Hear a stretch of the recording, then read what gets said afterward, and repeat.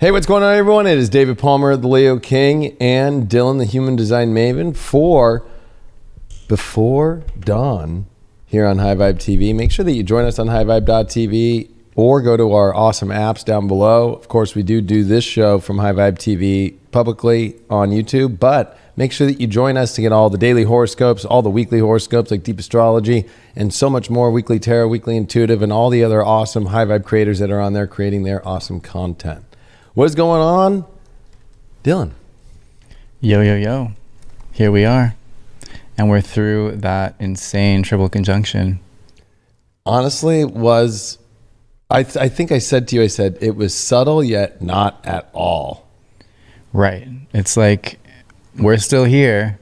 Things are still happening. But there's this like subtle crispiness around all the edges. It is, and it's got some edge to it too, but it's almost like if frequencies aren't aligning, it's like testing your ability of how you respond and be like, oh, okay. And then totally you're honest, like just be like, kind of like, I don't know, it kind of reminds me of like John Travolta and like Pulp Fiction a little bit, like, what the fuck's going on here? And then, just kind of like, whoa, kind of fucking shoot, like jab it in the heart a second here, wake it up. But at the same time, it's like, do I have to do that? I don't know. It's kind of weird. There's like a lot of, how do you, it kind of feels like a clusterfuck, to be honest with you too. Frequency wise, yeah. It was totally that.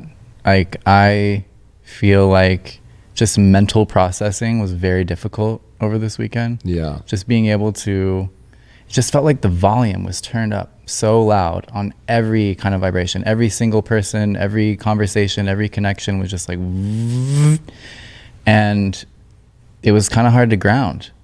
And that's an understatement. Well, and I think that's because it takes 2 points now to ground, right? So it's not one individual ground, like especially if basic electricity on a battery for your car, you have a ground, and then you have the positive that brings in. Right now, especially when it comes to connection, if both energies aren't grounded and then both choosing to connect, you can feel like, right, like what's going on? Like, well, you can feel everything going on the other side too before it's happening. Mm-hmm. That's what's really insane right now. I'm like, whoa. Like, you just feel like something's off. What is it? Right. And that's like, it's a lot to stomach, honestly. It is a lot. To feel all of that kind of just electricity. But there's so much of that electricity that's not in alignment. That's just what stood out to me so much. I mean, I don't like to focus on that because it's not super helpful. Right. To be focusing on what's not aligned, but yeah. And then we had like this monopole shift, and I felt like this was like a multi-day thing almost, where things were being removed. I just had like a lot of physical things happening where it felt like shit was just being pulled out of my aura. Like, and I was kind of like glad. I was like, cool, that didn't belong there. That was easy. Nice. But in the meantime, when the energy is like filling back in and kind of recalibrating, it's really like hard for the conscious mind to wrap its consciousness around that. Yeah, I think, and this goes to today's episode, which of course we're going to talk about 2027 and the era of the sleeping phoenix. We're going to be talking with a little CERN update, which I think is important, especially since it's been about a month now since CERN turned back on. And even when we were talking about this energy just coming into the show frequency-wise, about the split Earth, like Dolores Cannon and the splitting of to a new Earth, it's called, which I feel like all these subjects are all happening at the same time right now. Mm-hmm. And I think we should start with 2027 because that's something that honestly was probably my biggest carrot to the human design thing. Mm-hmm. Was I was like, okay, this guy's telling me what? Like, Ra's coming up with this really intense moment. And then it's like, as an astrologer, I went, oh yeah, it does get really weird.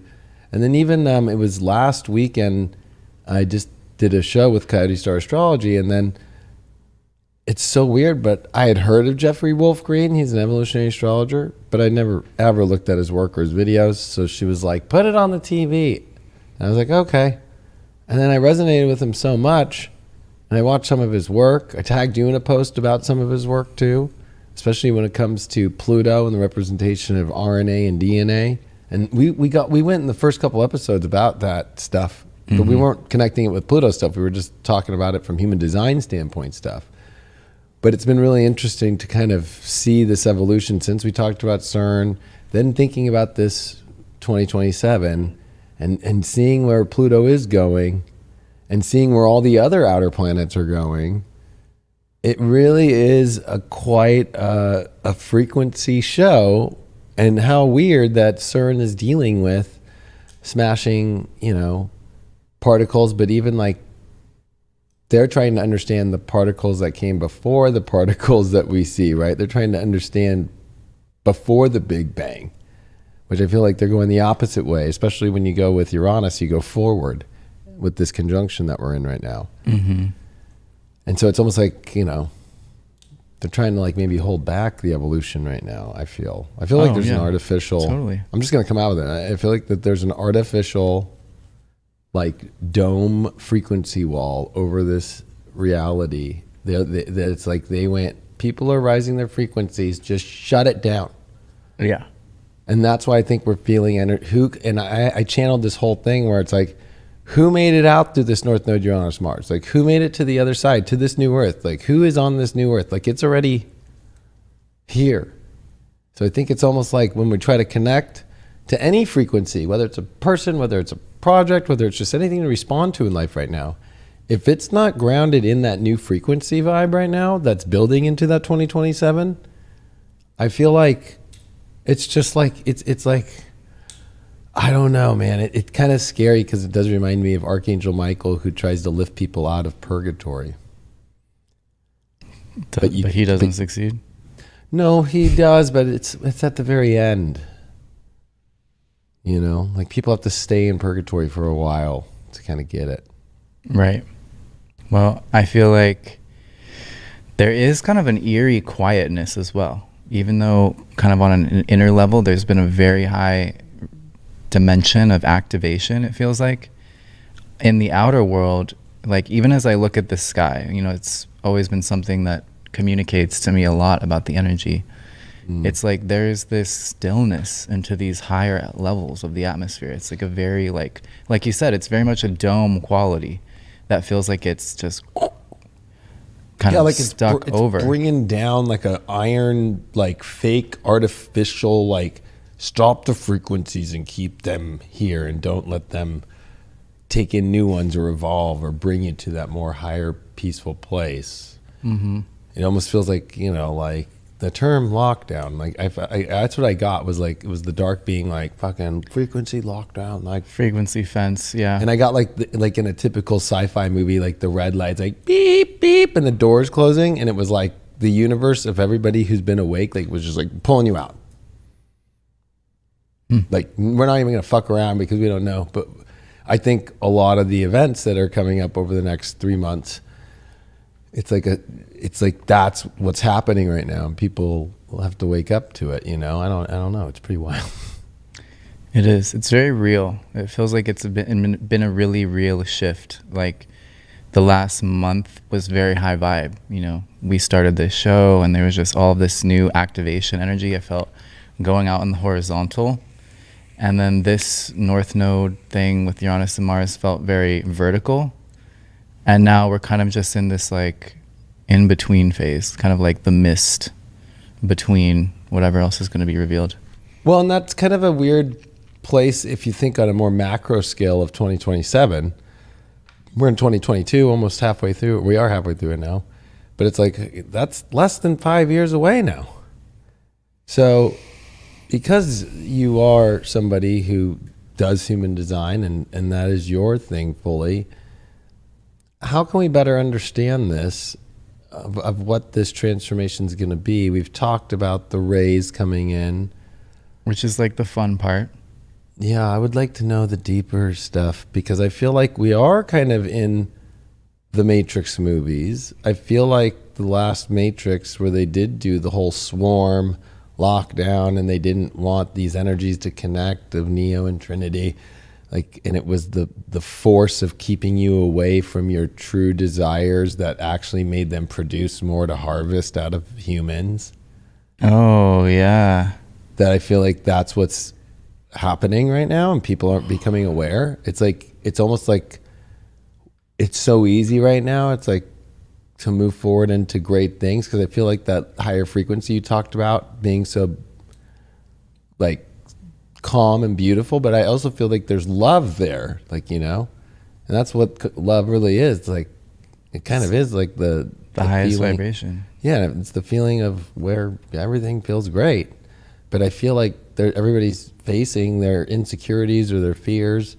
And Mars was with Uranus. You know, it's like, it's a courage thing. I hate to say it, but Pelosi going to Taiwan has more balls than anybody I know right now.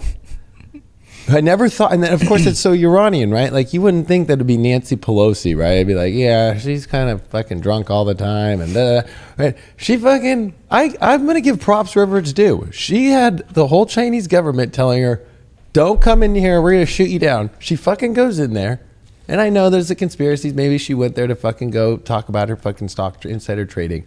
It don't matter to me. This chick fucking went there. And she said that we stand with you as an independent fucking country for America, while the White House is saying don't go and trying to say we don't really support that. And then she goes, does it, walks around, takes pictures, does a talk, gets in the plane, and fucking goes. And then fucking China sends some planes up and shit, and then they don't shoot her, and she's just like, heh. And it's like, because she had the courage to do it, it made it happen. And it's also the last person on earth you thought that would actually have those kind of balls, and she does it. So I have to give props where props are due. And she's the last person I thought I'd ever have to give props to. But I'll call it out when it's real. So it's like, look at how, she's a great example of where the energy's at right now. Mm-hmm. If like, you're not moving with it, right, then you're probably getting snatched up and smashed down by the darkness. Because if you aren't vibing with the high vibe, then you're just a sitting duck, you're a target, you're just food. And like you were saying with the kind of split earth, you know, every time that there's some kind of breaking down of the original system, you know, whether that was original nature's system and like the grid that we've been on for 400 years to this new grid of like what's going to become the smart cities and all that crap. It's like whenever there's a breakdown of the organic architecture, it makes it that much more easy for parasites, etheric and otherwise, to proliferate, you know, because there isn't that innate structure that holds things in their true alignment, less and less, and so everything is just up for grabs.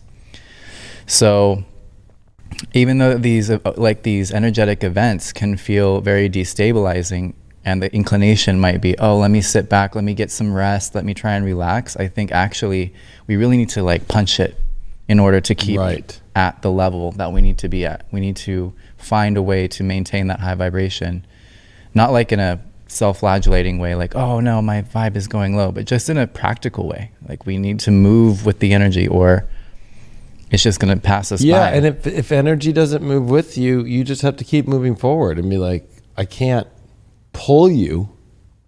Because that's an interesting part of the Matrix movie, right? Is like, it's always the choice. The only choice we really have is, even though it's kind of not a choice, they always say like, you know, it was fate that brought you to the red pill here, right? Like you already know the choice. But to pull somebody out of the Matrix they have to have the choice, especially Matrix 4 was crazy because they did it in a different way. Like, we're going to fucking use your brain and we're going to have Neo go in there and he's going to fucking basically tell her, hey, fucking, it's me. And she has to remember, and it's her choice. We're not going to swap the fucking, you know, her out of here unless she makes the choice herself and remembers within herself. Mm-hmm. And right when her husband in the Matrix comes in with their kids and they go, oh my God, one of the kids is in the hospital and he's in surgery right now. So it like pulls on your fucking emotional strings, the agents. That in that one, it's weird because they're not even agents. It's like a swarm. Like they're all agents, right? Mm-hmm. So it's like, and so it pulls on her heartstrings and then she's like, okay, yeah, I'm going to go. And there's police officers everywhere. So it's like the whole like programming. And then that second when she remembers and he's like, come on, fucking, I forgot what her name was in that one. It was like, what was it? Tiffany. And she's like, I fucking hate fucking that name. My name's Trinity. And she wakes up and that's when they go, okay, swap her out. I feel like that's what we're going through in these moments. But it's like, you can't fucking pull somebody with you if they're not going to go right now. If they're not punching through the energy and seeing it right now and being awake, especially because it is weird in the world that you can use the world as a reflective energy right now, being like, this shit's fucking weird. Nancy Pelosi fucking has the balls. But look at like Biden. He went and stayed in his little COVID bunker, like, and tried to be like, no, it's bad, but we never heard anything from him. And the Chinese government's threatening an American. Like, I don't care what side. Politics don't matter, right? It's like, you're going to not do anything? You're just going to like let her get shoot down? Fucking, I'm actually using her as an example? But that's Uranus. I don't care where the example is. Some people in here is like, she's wearing a mask. I'm like, I don't care. That bitch had more balls than fucking probably any of us to fucking get on that plane and say China's fucking going to shoot off. They showed all their boats up. They do 18 jets. And then she just goes, hey. I want to see the footage of like her face, like in the plane. Well, it's weird. I know because she's wearing a mask, but you know what? And she just like. She fucking went there and she got the message that she needed to. And it's a message that any American should be behind, right? Or anybody in the world should be behind, about sovereignty and independence and not having to be taken over by some sort of outer energy. Yeah. So it's kind of a weird way that the universe gave the message. You can't put that message down. You know what I mean? Like, I know I lean more right, but I'll call it out wherever it's called out. Like, I'm all about that. Just power of a message that goes beyond all duality. You know, I think that is where it's at in this day and age. Right. And so I feel like it's hard because I think a lot of people are having a lot of breakaways right now, which we talked about. Especially that could be family stuff too. There's a lot of family stuff going on. There's a lot of like friendship. There's a lot of like, you know, hopes of where you expected maybe people to be and then they're not. And then there's this exciting energy that's come, and then at the same time it's like, you got to keep punching through, and that's all you can do is do the whole like, we got this or no? Oh, you're gonna trail off and stay here? Okay, you got to keep moving forward. Mm-hmm. It's so real. It's like unbelievable. That's yeah. Like we need to really do that. And I think all aboard. And I think whether it's actually, I do believe it's happening though. That there is an artificial, which is, it's like trying to move a planet or trying to move a sun. It's unnatural. There's an unnatural frequency. And I love the Matrix 4 of the way that it's like they're using the swarm thing, like pulling in your guilt and your shame. Mm-hmm. Like, no, you shouldn't go into that frequency. Like, you need to be here with your whatever right now. You need to be here with grandma doing this or that. And it's like, but I'm in this space. Is it that dire of an issue? Or like, even if you think of, this is, I think, it'd be the best bridge to 2027. I have to do this project or I have to do this thing. Is it relevant in a year? Like, you know what I mean? Like some of this stuff right now, like the only stuff we should be putting our energy towards right now is stuff that's going to make it even to 2027 and beyond. Anything else is worthless right now.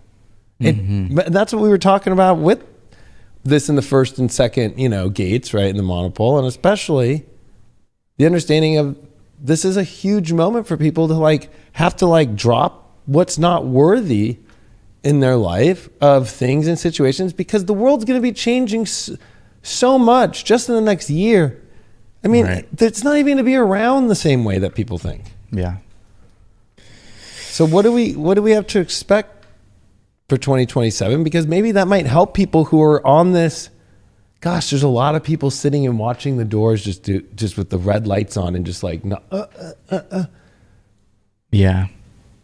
I mean, I feel like this movement through this North Node event really has put us in like the threshold of 2027. So we're looking at it now. Before we weren't looking at it yet. Now we're looking at it. And that's part of that's crazy. What this whole feeling is. And 2027 is so many things, of course, but you know, when we look at it strictly from a, I guess you could say, astrological wheel level, we're seeing that in the sky, you know, there's this zodiacal wheel, and that's where the gates of the human design system are arranged around the wheel.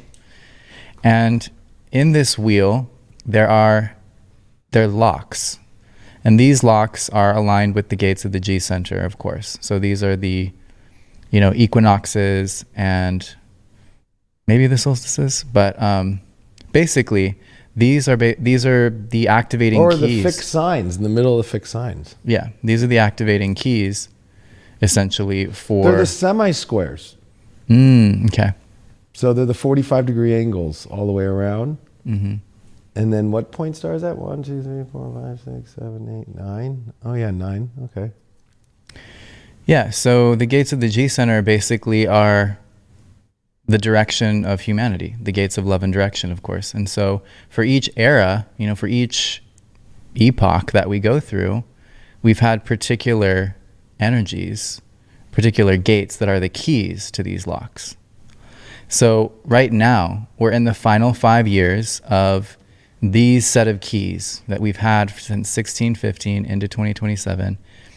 We've had Gate 61, the gate of inner truth. Gate 9, the gate of focus. Gate 32, the gate of intuitive navigation, of ambition, I should say.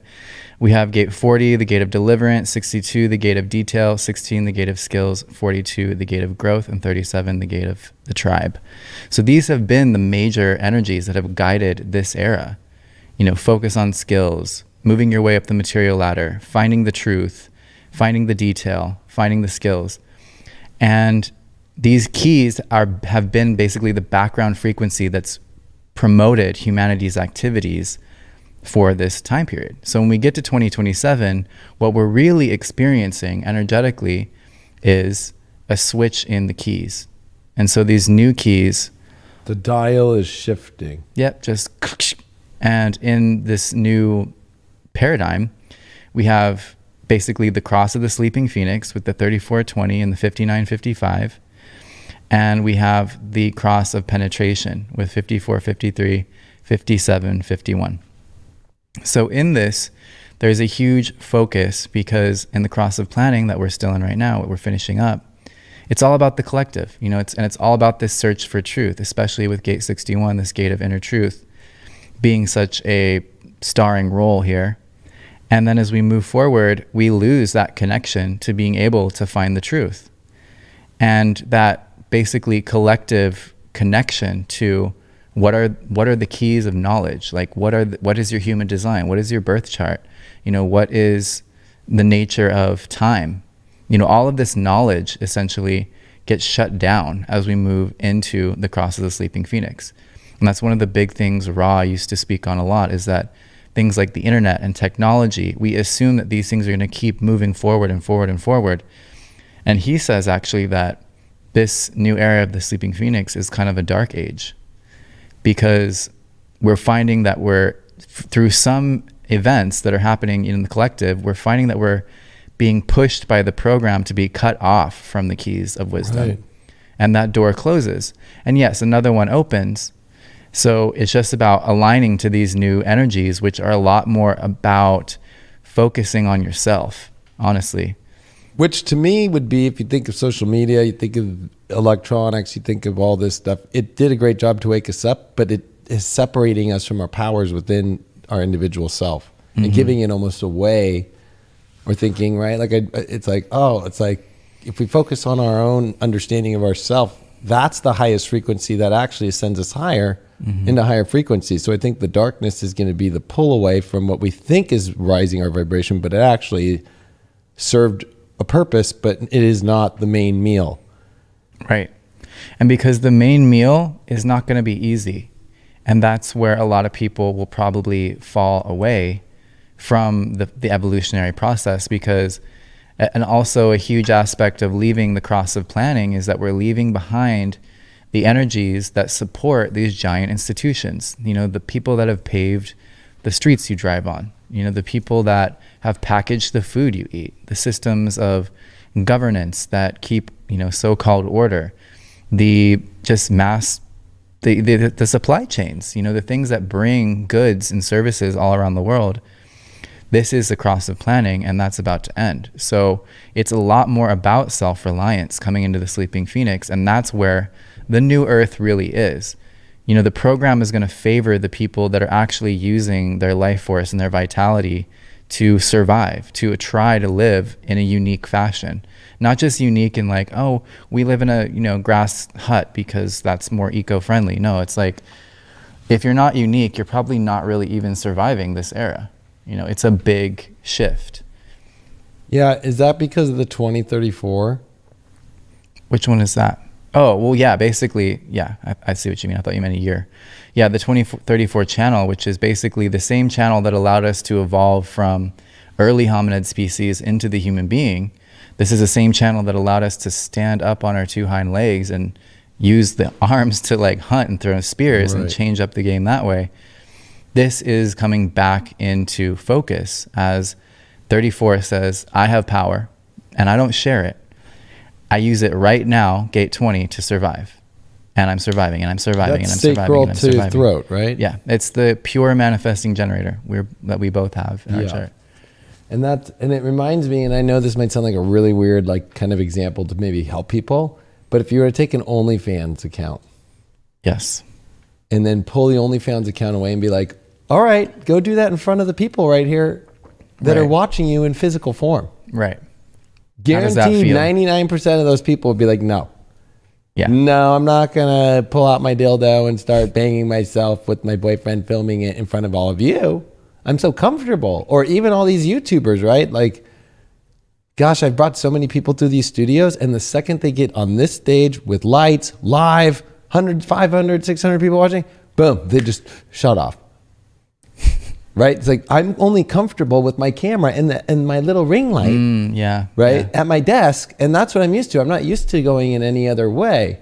So it's like, that 2034 is like, okay, like fucking, I know what I'm here to fucking, I know how to make this happen. I know how to fucking pull from my power, and I'm going to bring that power. And I know it knows its worth, while at the same time knowing its power behind the worth, and willing to do it anywhere. So for me, if like, okay, the electricity went out or apps went out or if all that, I would still be doing this in front of people. I would be in the middle of the forest. I don't care. I'd be anywhere. And I'd still be talking about the stars. We'd talk about where it's all still going. I wouldn't even need a chart. I'd just be like, oh, let's just look at the stars right now. It's easy.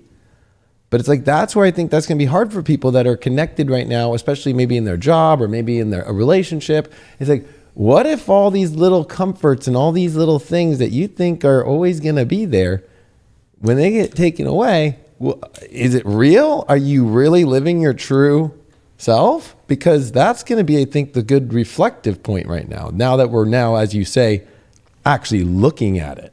Mm-hmm. Yes.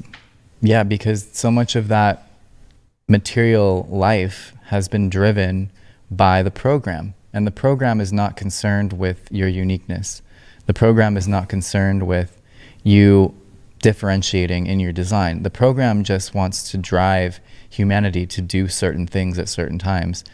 And for the cross of planning, it's been all about making a lot of babies. Like the cross of planning has been about population growth, because as the program knows that what's coming next is a mutative age of the sleeping phoenix, we need a lot of novel genetic material out in the gene pool to be prepared to create the potential for the raves to be born. So this whole era that we think has been about us and our civilization and our growth and our governments and our progress and our technology has just been the breeding program of the program to get us ready to release this new being into form. And that's what dominates the cross of the sleeping phoenix. And it's also like bringing forth the fact that these beings, just frequency wise, will kind of cancel out anything that's not actually in alignment with their world. So, and that also means that there's a huge mass of genetic material in terms of people that are not viable, that will not make raves. And the program is like, you know, like kind of sweeping it away. And like you were saying in one of the recent kind of clips I saw you in, where there's just people everywhere kind of dying in the shadows, and how that's kind of actually very on time right now. It's part of the end of this cycle. I mean, we're literally at the cusp. I mean, when you think of the hundreds of years that these cycles are, and that we're 4.5 years away from it activating fully, and then if you think of the transit of this North Node Uranus that we've been talking about with Mars conjunction, that was very out of nowhere too, to see the North Node switch into that new gate and Mars activate that new gate, with Uranus like being just kind of waiting there for both to go wham on it. It definitely would turn the whole wheel of fortune of life, right? And this is now the beginning of it. It's like, and it's the cusp. Like it's like, I think people, especially the astrology standpoint of transits, and this is a transit, right? It's like the understanding is like, it's the build up to the transit when it's exact that you're actually feeling it the most.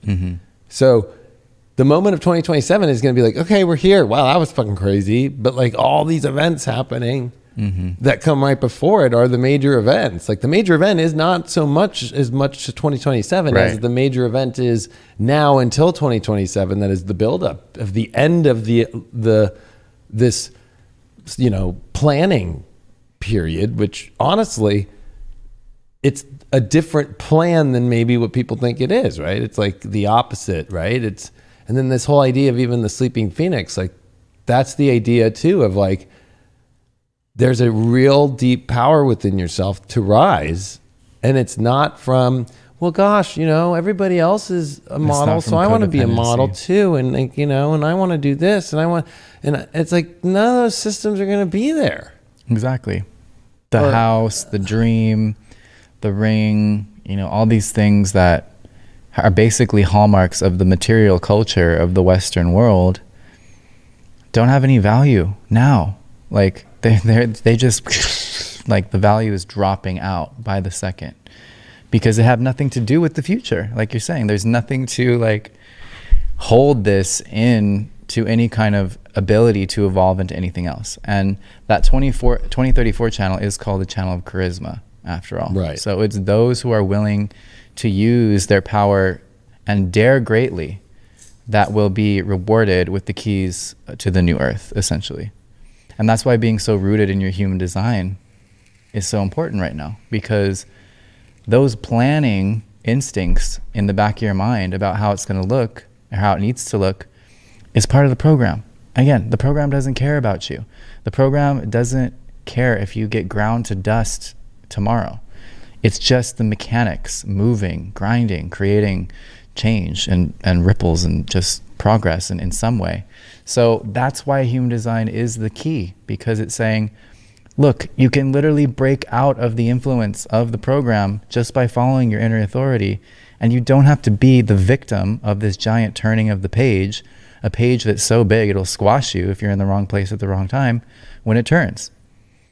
Yeah, and especially when I'm looking at these gates and looking at the 54 where the 13th gate is, right? The witness. Right? That's where the south node right now, the planetary south node of Neptune is.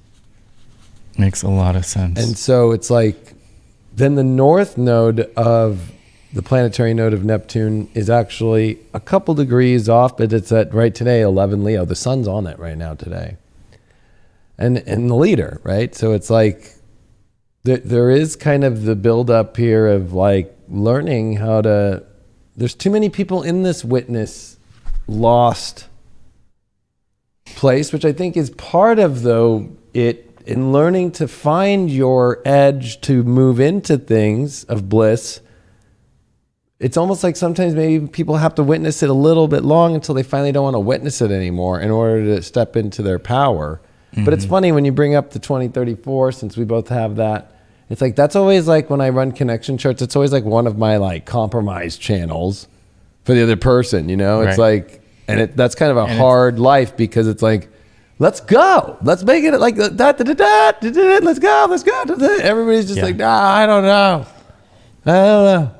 And so it's been like, it's been a hard life because I feel like maybe I'm actually more excited for 2027. And now that we're looking at it, I feel it activated more than ever.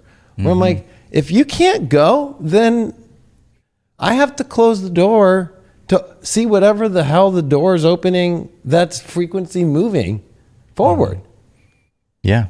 If you're going to be stuck on all these things that are literally not going to be around any minute, literally.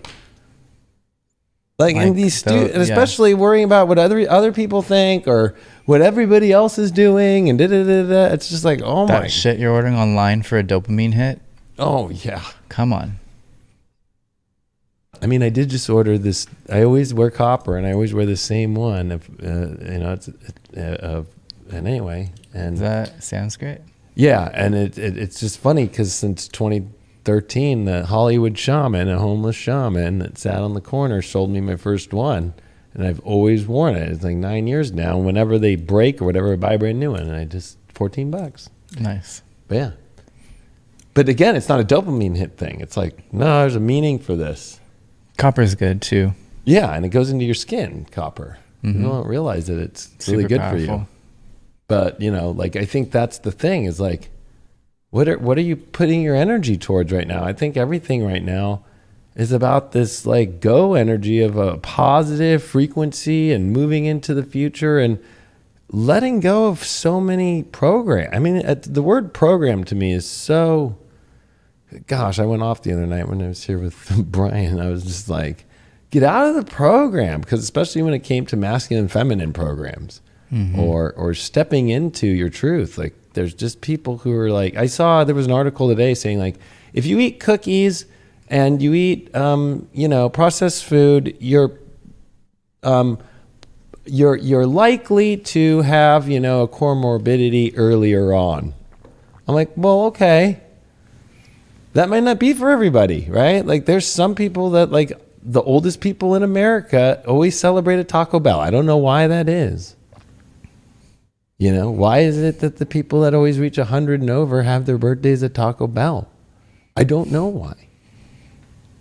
Right? Or I was talking about why is it that only 5% of people who smoke cigarettes or have nicotine like a vape didn't end up in ICUs for this whole weird pandemic? Well, because nicotine binds to the same receptor sites. Correct. But so like the program of, well, 100% that's what it is untrue.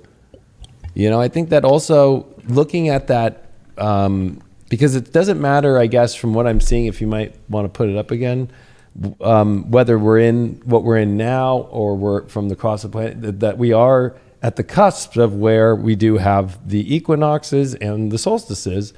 It's interesting for me to see that Sag to Capricorn one, which happens to be kind of the top point, right? And that is where Sag and Capricorn, there are many truths. There is not one truth. If you get lost in that, like it's like religion. Like, no, there's only one way to get to God, right? People can get lost there. And then that's kind of the train tracks you go on. And Capricorn can take you where you can miss your train, or when we say miss the boat or miss it, because you have to be open to understanding all things and not just take something as you see it right away and just be like, eh. And I feel like, that it's what? So when it says 9 and then it's the 10th So the 10th gate is the lock. It's not going to change, but the 9 is the key. Got you. So these are the keys to the cross of planning. And I think it's super interesting. We can see down here in the 2, as we just had this triple conjunction in gate 2. in the gate of the plan. So that means that the plan has changed. That's so funny to say at the same time. The key is the 42. It's growth. It's not just any growth though, because it's down here in the sacral. Radical new directions. This is an Aries gate. This is gate 42 is an Aries, and this is abstract growth. So this is about living and breathing with the process as opposed to having a clear, linear, logical plan. Gate 9 is about having the clear, linear, logical plan. It's about having the pattern and the map before you start the journey.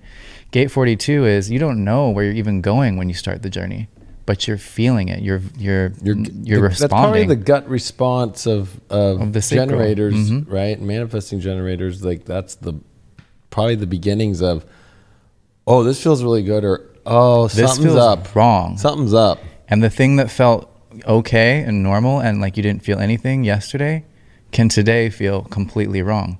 And if it feels like it's coming at you from all sides, that means that you're currently in the wrong reality. Right. And you need to kind of tap into that G center and really feel, where are you being pulled? Because I feel that also, because this gate 2 triple conjunction we just had, you know, we still have Uranus here and the North Node here. It's like you can feel there's just an extra emphasis on the G center. You can really feel this pull, and especially if you have some kind of connection between the G and the throat, you know, this energy is expressing through you in some way right now. I have that channel 1-8. You do. That's very direct. So it's very easy for you to access that. I have the 10-20. So I have some sense of it, but it's unconscious for me. I have that too. Yeah, you do. So, trust me, I've been feeling it so much where I'm just like, I know exactly what's about to happen. It's off. Something's off. It's very psychic. It's very intuitive. It's actually like the true energy of psychic energy, like, and seeing it and knowing it already before, and you know it's going to happen. Like already like finishing the sentence, or people are like, how do you already know that? Like, I already know. Sucks. It's almost like always getting a preview and then, oh yeah, okay. And then learning how to trust that, opposed to, no, maybe something else might happen. It's like, no, that's happening. Just, can you be, I'm always having to be like, can you just be honest and be real to me? And then finally when somebody is, and then it comes out, it's like, see, I told you, like, I know. How did you know? I just feel so fucking... It's kind of creepy. Are you in my head? I'm like, no, I'm not in your head. I'm listening just in response to what is happening. That there's an energy that's not, basically, if you think about this whole, where this North Node Uranus has happened and Mars, it's just like the plans are changing. And people who are saying they're on the plan, I can tell right now, no, you're not on the plan. You're not on the plan. And whether I have to do that to the collective or individually, right now it's been my whole thing. It's just like, you're come on, it's time to go. Like I don't know. It's like so beautiful, the forward movement that I see and feel, and then I go, and I don't have time to be like, if you're just gonna be sitting here and hanging and talking, and it's like, it's frustrating, I guess, for me. Because that 2034 is your nodes. Yeah. So you're like, let's go, motherfucker. But yeah, so I don't know. I feel like you brought up this interesting point that blew my mind just now, of that what we've just gone through, because I put a lot of emphasis, and I know you did too, on, and then I even did with Coyote Star, like all three of us put a lot of emphasis, like this North Node Uranus Mars is not normal. And when I did the astrology with it, and I went back in history, the last time the North Node Uranus read 18 Taurus was literally in 1687. And when did that? That was 70 years into the cross of planning. Right? So it's like, that's really where it got probably really, the plans really were like getting more into motion. We hadn't technically discovered Uranus. Right, exactly. Yeah, we didn't know. And there were so many arguments about religion and science and all that stuff. But by 1687, it was like, Newton and gravitational pull and understanding that kind of stuff. And there was some really crazy radical stuff, but there was also some really big religious wars. And it's been a long time since we've had that. And then if you look at every North Node Uranus conjunction, which, last one was 2006, and then you go back, and it's just like, to see it with Mars exact at the same time, no, I didn't see that. Now, granted, I only went back about, 500, 600 years. I could have gone farther, but I at that point, I didn't need to, which is kind of weird because that aligns with, it's kind of like, look in this section right now, if I use the human design. It's kind of like, it's almost unrelatable to go look at 1 BC right now or something. Yeah. We weren't 9-centered beings back then. No. So big difference. And that's another crazy thing to think about. Only since 1781 have we been in these 9-centered format bodies. Like, right. We're so young as kind of like this interregnum species. And that's it's almost because, over. And right, so 1781, right? So that's where Pluto will be for us as we're approaching 2027 in that gate, in that place. And so that's where, think of the planning that did really kind of happen, and the way that all of the world started to come into this place when Pluto came into Aquarius. And once it finally got out of that 60th gate, it really just starts going forward, right? And because that's the end of the Revolutionary War is 1781. So it's like, it's like where it's like, what are we doing with this country kind of thing? You know what I mean? Like, and they didn't really know. There was a lot of people don't know is the Articles of Confederation, and then they had to come and do the Constitutional, Congress, which basically got together, the convention, and create the Constitution. There was an Article of Confederation in the United States before. A lot of people don't know that, and it makes me sad because I'm just like, how do you guys not know this shit? But that's where the plan changed again. You know what I mean? And it's kind of interesting because I feel like we're in where people have no idea that we're literally in a thing where the plans are changing, and they're changing bigger than just a revolution or something. They're changing the whole structure into a place where there's something else that's been sleeping within all of us that's going to rise up, and it's not what maybe you thought was on your phone or what was in your reality every day. It's interesting to me to see that this gate to the lock of the plan in 2027, it switches to gate 51, which is the gate of shock. So we go from 42, which is growth. And so this is right now kind of been spurned on as perhaps the last 5 years of growth in the way that we've known it.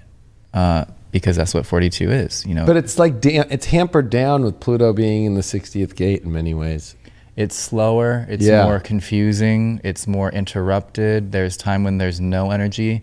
And that's one of the also crazy things to really understand.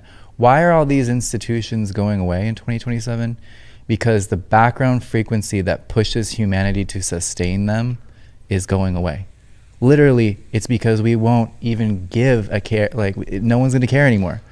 That you can't get customer service now, that's the end. That's really the end of all these systems, is there won't be any energy left. Humanity will be like, oh, I don't even have time, energy to get up and work. They're already talking about 4-day work weeks, right? Like, what's the point of 5-day work weeks? So it's already beginning. Or the idea of long COVID, right?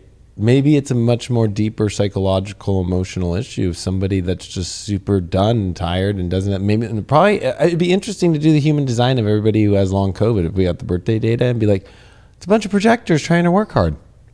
Or it's a bunch of manifesting generators or generators just doing exactly what their gut response hates to do. Yeah. And instead of, coming up with some new fucking crazy experiment, it's as simple as just basically, here's your design. All you have to do is stop doing that and stop doing and the start shit you react. hate. Start taking the invite or start doing this or start whatever. I mean, it's like right there. It's always been right there. It's always been right there. Generators. But that's what the new 2027 is, though, where it's like, no, you're not going to have to worry about a vax passport. It's more like, oh yeah, I already know within myself my human design. I don't need to have somebody else tell me it. Mm-hmm. I already have it for myself. Mm-hmm. That's, I think, going to be the other difference too, is the looking at other people to kind of be like, hey, can you confirm for me this? It's like, no, what do you mean? Like, you confirm it within yourself with source directly and fucking let's go. There is no outer authority. Like, there is only your inner authority. Yeah. And as we move into 27, the gate of the example, which is the lock of gate 1, is moving into the 57. So that's pure penetrating intuition. That's not the mind going, this looks like a good plan. Let's go with him. No, this is about knowing in the split second moment, don't go that way because those people are going to die. And I don't want to. And then the way itself, which is like what is connecting us to source in this new epoch, gate 55, the gate of so-called abundance. So where are these gates on the body graph? 55, 57. 57 is here in the splenic system, so super intuitive. 55 is down here in the solar plexus. This is the actual gate that the mutation will rise out of, the rave mutation, as well as many of us today. A large majority of the people that are from this audience that have done readings with me have 55.6. Gate 55, line 6 is a huge commonality marker in this collective. And so this is where... I just missed it, 56.5. What do you have? 56.5. Oh, no, it's 55.6. I know, I missed it. But it's not. 55 is in February. So I know, I have 55.4 as my sun. I'm like so close. Well, because I was born 0 Leo, so my Earth is opposite. It's 0 Aquarius, yeah. So it's like right. Right, yeah. That's what gives me my 60th fucking gate. It's crazy. But I feel like that's going to be a powerful one, that 55 being activated, because... Well, that's where the illusion of the self gets burnt down by the phoenix. That's what the phoenix is burning down. The idea, not even the idea, the mistaken reality that any of us are a single individual being. We're not. We're one consciousness experiencing self through different forms and different timelines. But innately, behind all this, behind the mind, behind the identity, behind the identification with the body, we are one phenomena that is called consciousness. Gate 55 says, I'm going to burn down everything that stands in the way from you fully feeling that in your body with every breath. Gate 55 has the amino acid of histidine, which is what is released when we orgasm. So this is like each orgasm being like this separated, truncated little, they call it like the le petit mort, the little death. And that little death kind of puts you in touch with source a little bit for that moment. And that's why we crave it, because it's that reconnection to source. Gate 55 says, you won't need that anymore, because it's an always on broadband connection with source, that finally our bodies are going to have the bandwidth to hold that kind of consciousness. Right now, it's not possible. We would blow up. Right. We would short circuit, or we would like lose our mind, basically, because the mind is not ready. The vehicle of the mind is not ready. We haven't evolved there yet. Yeah. Where we are very close, but there's still so much identification with who we think we are, with the form that we're in, that, you know, if this concept of me gets infringed upon, then it's deeply destabilizing to my psyche. Whereas the 55 is going to kind of say, well, if you don't like it, get out of here, because that's the only way forward. And that's really what's interesting to think about, because the 55 is part of the octave circuit. It's where we kind of meld with others. It's a big part of understanding how we're conditioned by other people, how we absorb and amplify their energy through our open and undefined centers. And so as we move into this mutation fully coming online, basically it's going to give us this expanded capacity to also meld with one another. Like you were saying, being able to ground only in pairs or threes. It's like, no, we won't have that tribal circuitry in the background of the cross of planning saying, work together or die, you know, or do your job or you won't get paid and you'll get kicked out of the tribe. No, that's not the motivation anymore. The motivation is, holy crap, I am you.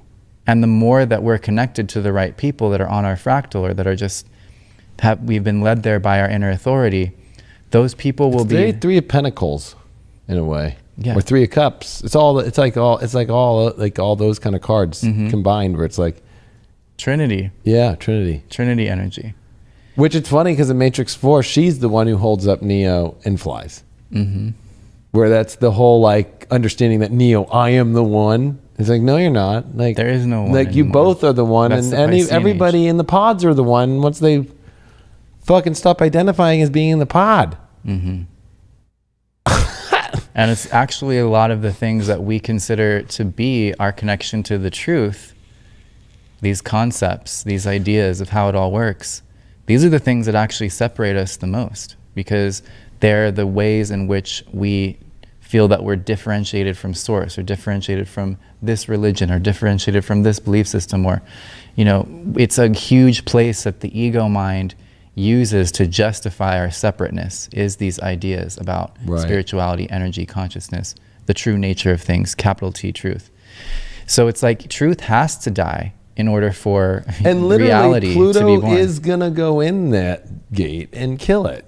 Right, it's going to make its final pass starting in September. Like Pluto will go there. September 4th. That's the place where the key is, and the key is gonna fucking just shatter. From September 4th to December 29th this year, it will be Pluto's last round through Gate 61. So that is your last chance to grab all the truth keys that you want to take with you through the portal. And then come 2023, Pluto's just going to move through just like the, you know, slow-mo bullet through the apple, and just like goodbye truth keys. And that, I feel like that'll be so crazy for organized religion, because religions are something that have like harnessed this Gate 61, which is in the crown, right? So they've harnessed our connection to source, essentially, to, you know, use this middleman of the religion. Trigger warning, but true. And so when this... It's very true. It's opium. Right. It's a sedative. It's heroin. It's fentanyl to the fear that comes up too. If I separate from that, then I'm going to hell. It's or like I'm not going to heaven. Right. It's like the blinders they put on horses or hawks or whatever. That stuff breaks off. And I think for many it's very refreshing, but also it leaves a lot in chaos, because like I said, these beliefs, these ideas, these concepts about what is truth and what makes us right or wrong are the main way that swaths of people identify. You know, so when that connection to their very identity is broken away, that's not going to be too pretty over there. But no, but if you actually think of just even these last couple years as Pluto's been in that area, it's already been, and the fact that actually Pluto and Saturn met there, and that's a 37-year cycle, it's kind of like it will never, the key will never work there ever again. Mm-mm. For thousands and thousands and thousands and thousands, and who knows? I mean, to do that math, the lock will be gone by then. Right. By the time it could be coming back around. Right. And that's what's really that's crazy, because if you really think about it, it's just like that's how like naive we are, sitting even in these chairs thinking like that this is the continuation of what we're used to. Right. We're literally sitting in the room with one of the biggest shifts that could possibly be lived through by any being, you know, like in any planet, in any system. Right. This is one of the most epic moments in the movie. So you really do have to grab your popcorn and enjoy the ride, because otherwise you're going to get swept up in it. And that's when you lose that inner authority. When your mind gets too scared of what's coming next, that's when you lose touch with that inner authority. And that's when the program jumps in and says, I got you. Yeah, exactly. And it uses you as a pawn. Right. And really, if you look around when you're that pawn, you're surrounded by, it's like chess. It's like they've got you in the Mason black and white checkers, right? Mm-hmm. But they've got you in that weird place where all the pawns and all the other pieces around you aren't even like they're illusionary NPCs. Yeah. They're not, it's almost like they're not real, and they're holding you back from so much and having you go out and be a slave to whatever the fuck the program wants it to be. Because I think that's what's kind of like weird if we think about the CERN thing, or even the crop circle that we did last week and the splitting of the earth. It is this split, and it's just like, we're going to just hold you in this vibration because we want you to be part of our plan. Which that might be what's crazy, is that whole system of planning.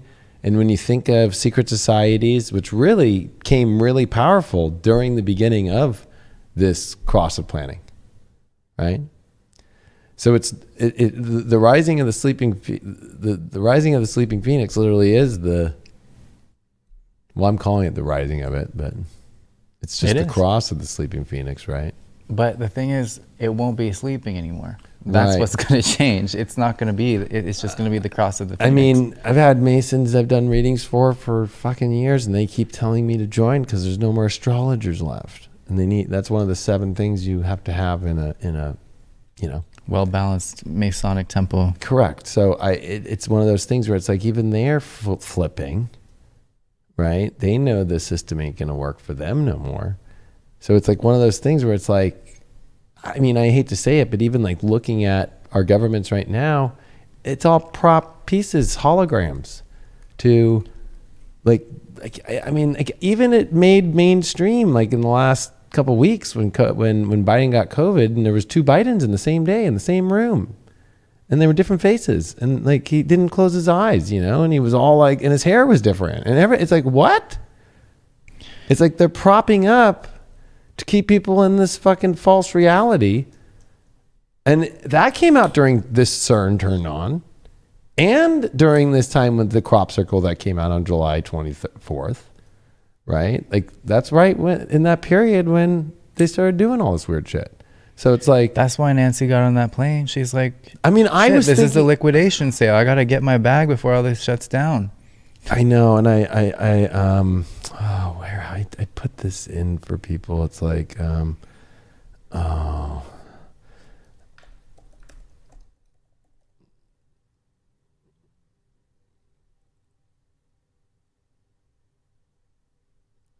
it's crazy because, man,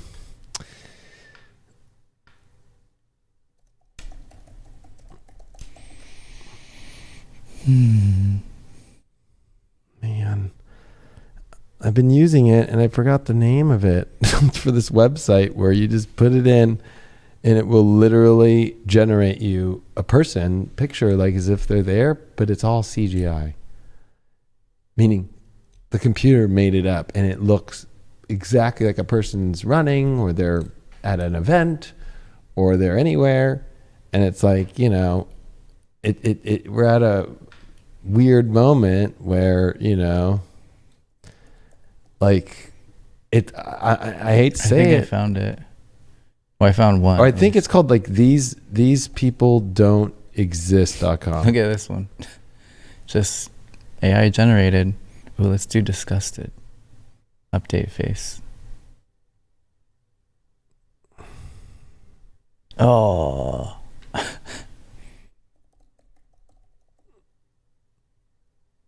Well, anyway. No, I found it. Yours. I found it. You do yours. All right, yeah, if we could turn it to Mac Mini real quick, we can. Or should I get off? Should I get off? Oh no, I could go to. I just don't know. There's 3 iMacs. So I'm like, let me know once I got there. This is what's crazy because I feel like this is what's happening with CERN right now, and even the Nancy Pelosi thing. Because this is what I was. Did that go on it or no? Okay. So if you look this up, you can look it up yourself. It's called thispersondoesnotexist.com, right? So generate random human face in 1 click, okay? So people might not believe this, but this is not a person. Okay? This is computer generated. So when they go on the news and go, I don't know, Kristen didn't have a good, whatever the story might be, right? Or like here we could refresh image, right? Why is it pulling up my calendar? All you have to do is just do a new one. This is not a person. This is computer generated CGI. Wow. Right? So this is not a person. This is computer. Wow. Okay. Right. So when you think of Nancy Pelosi there, if they can do this already and the developers of this give you the algorithm of how to do this, right? They're doing it with video already. Mm-hmm. So, and they've showed this, right?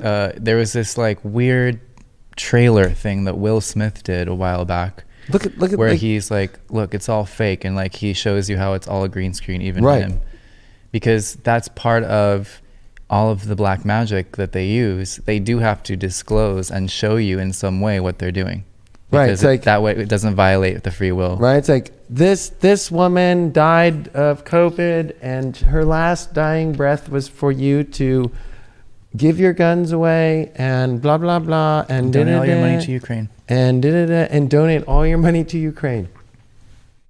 And you know what? People will follow the program for their plan. Because that's the cross of planning. Right? And that's going to be the shock. There's going to be a shock factor here that is going to be really hard for people to exist. Or even like Dr. Burke, who was, during the Trump administration, during the whole pandemic, she just came out on a bunch of news programs and was like, yeah, I knew that it wouldn't work, right? I knew the efficacy wouldn't work. And then also I told Trump 2 weeks, but we were trying to find ways to not do 2 weeks, which is really weird because I thought of this program. When they said 2 weeks to stop the spread, that's what they do between the shots, 2 weeks. And that creeped me out, that they were pre-programming people with this whole idea of 2 weeks. And when they would hear it again, they would turn on like a fucking agent. Mm-hmm. Give me my arm. Mm-hmm. And give me my arm again in another 2 weeks. Mm-hmm. Right? But then she just came out and said, like during Omicron, that 50% of people who were vaxxed died. That info just came out. If you were to tell that to somebody who's got it right now, they're going to be like, wait, no, we were told it was all fucking the unvaxxed that died. No, 50%. So that's an even thing. It's like really hilarious to me. It's like, no, the universe is like laughing, and that's, I think, going to be really hard if that 55 gate is going to be activated, where people are like so emotionally connected to what they believe is true and identity wise, whether it's religious, like you say, or political, or, whatever. Like, and especially when I think part of the shatter might even be like CGI people that they've been following, or CGI things, or preparation to embrace the avatar as well. Like in all the social media platforms, this thing of like, just make your avatar, set up your avatar, have your avatar do it for you. It's like, and it's on everything now. It doesn't matter if you're on Xbox. It doesn't matter if you're on an iPhone, an Android, Facebook. Because if you Snapchat. have something plugging into your RNA, your DNA being a multi-dimensional transducer frequency that is essentially filtering out or sending one of the layers, one of the dimensions of the energy of who you are to another space, to a quantum computer, then there's literally an aspect of you, a station of your identity that's being generated on the metaverse, and that embodies your avatar. So the thing is, when you influence somebody on a genetic level, their mind really can't control that in the moment. It's already happening. So there is like this sense that you could just be flashed into the universe, into the metaverse or something. And that's just crazy, because it's just showing us how deeply our bodies are up for grabs right now. Like that is also a huge part of the shadow of the 55. This 55 meaning, yes, it's the gateway into transcending the self and to coming more into this unity consciousness that we really want in spiritual communities especially. What is the inverse of that? Completely losing yourself to an inorganic algorithm that processes you for your energy to keep something that is going to die anyway alive. And that's why this,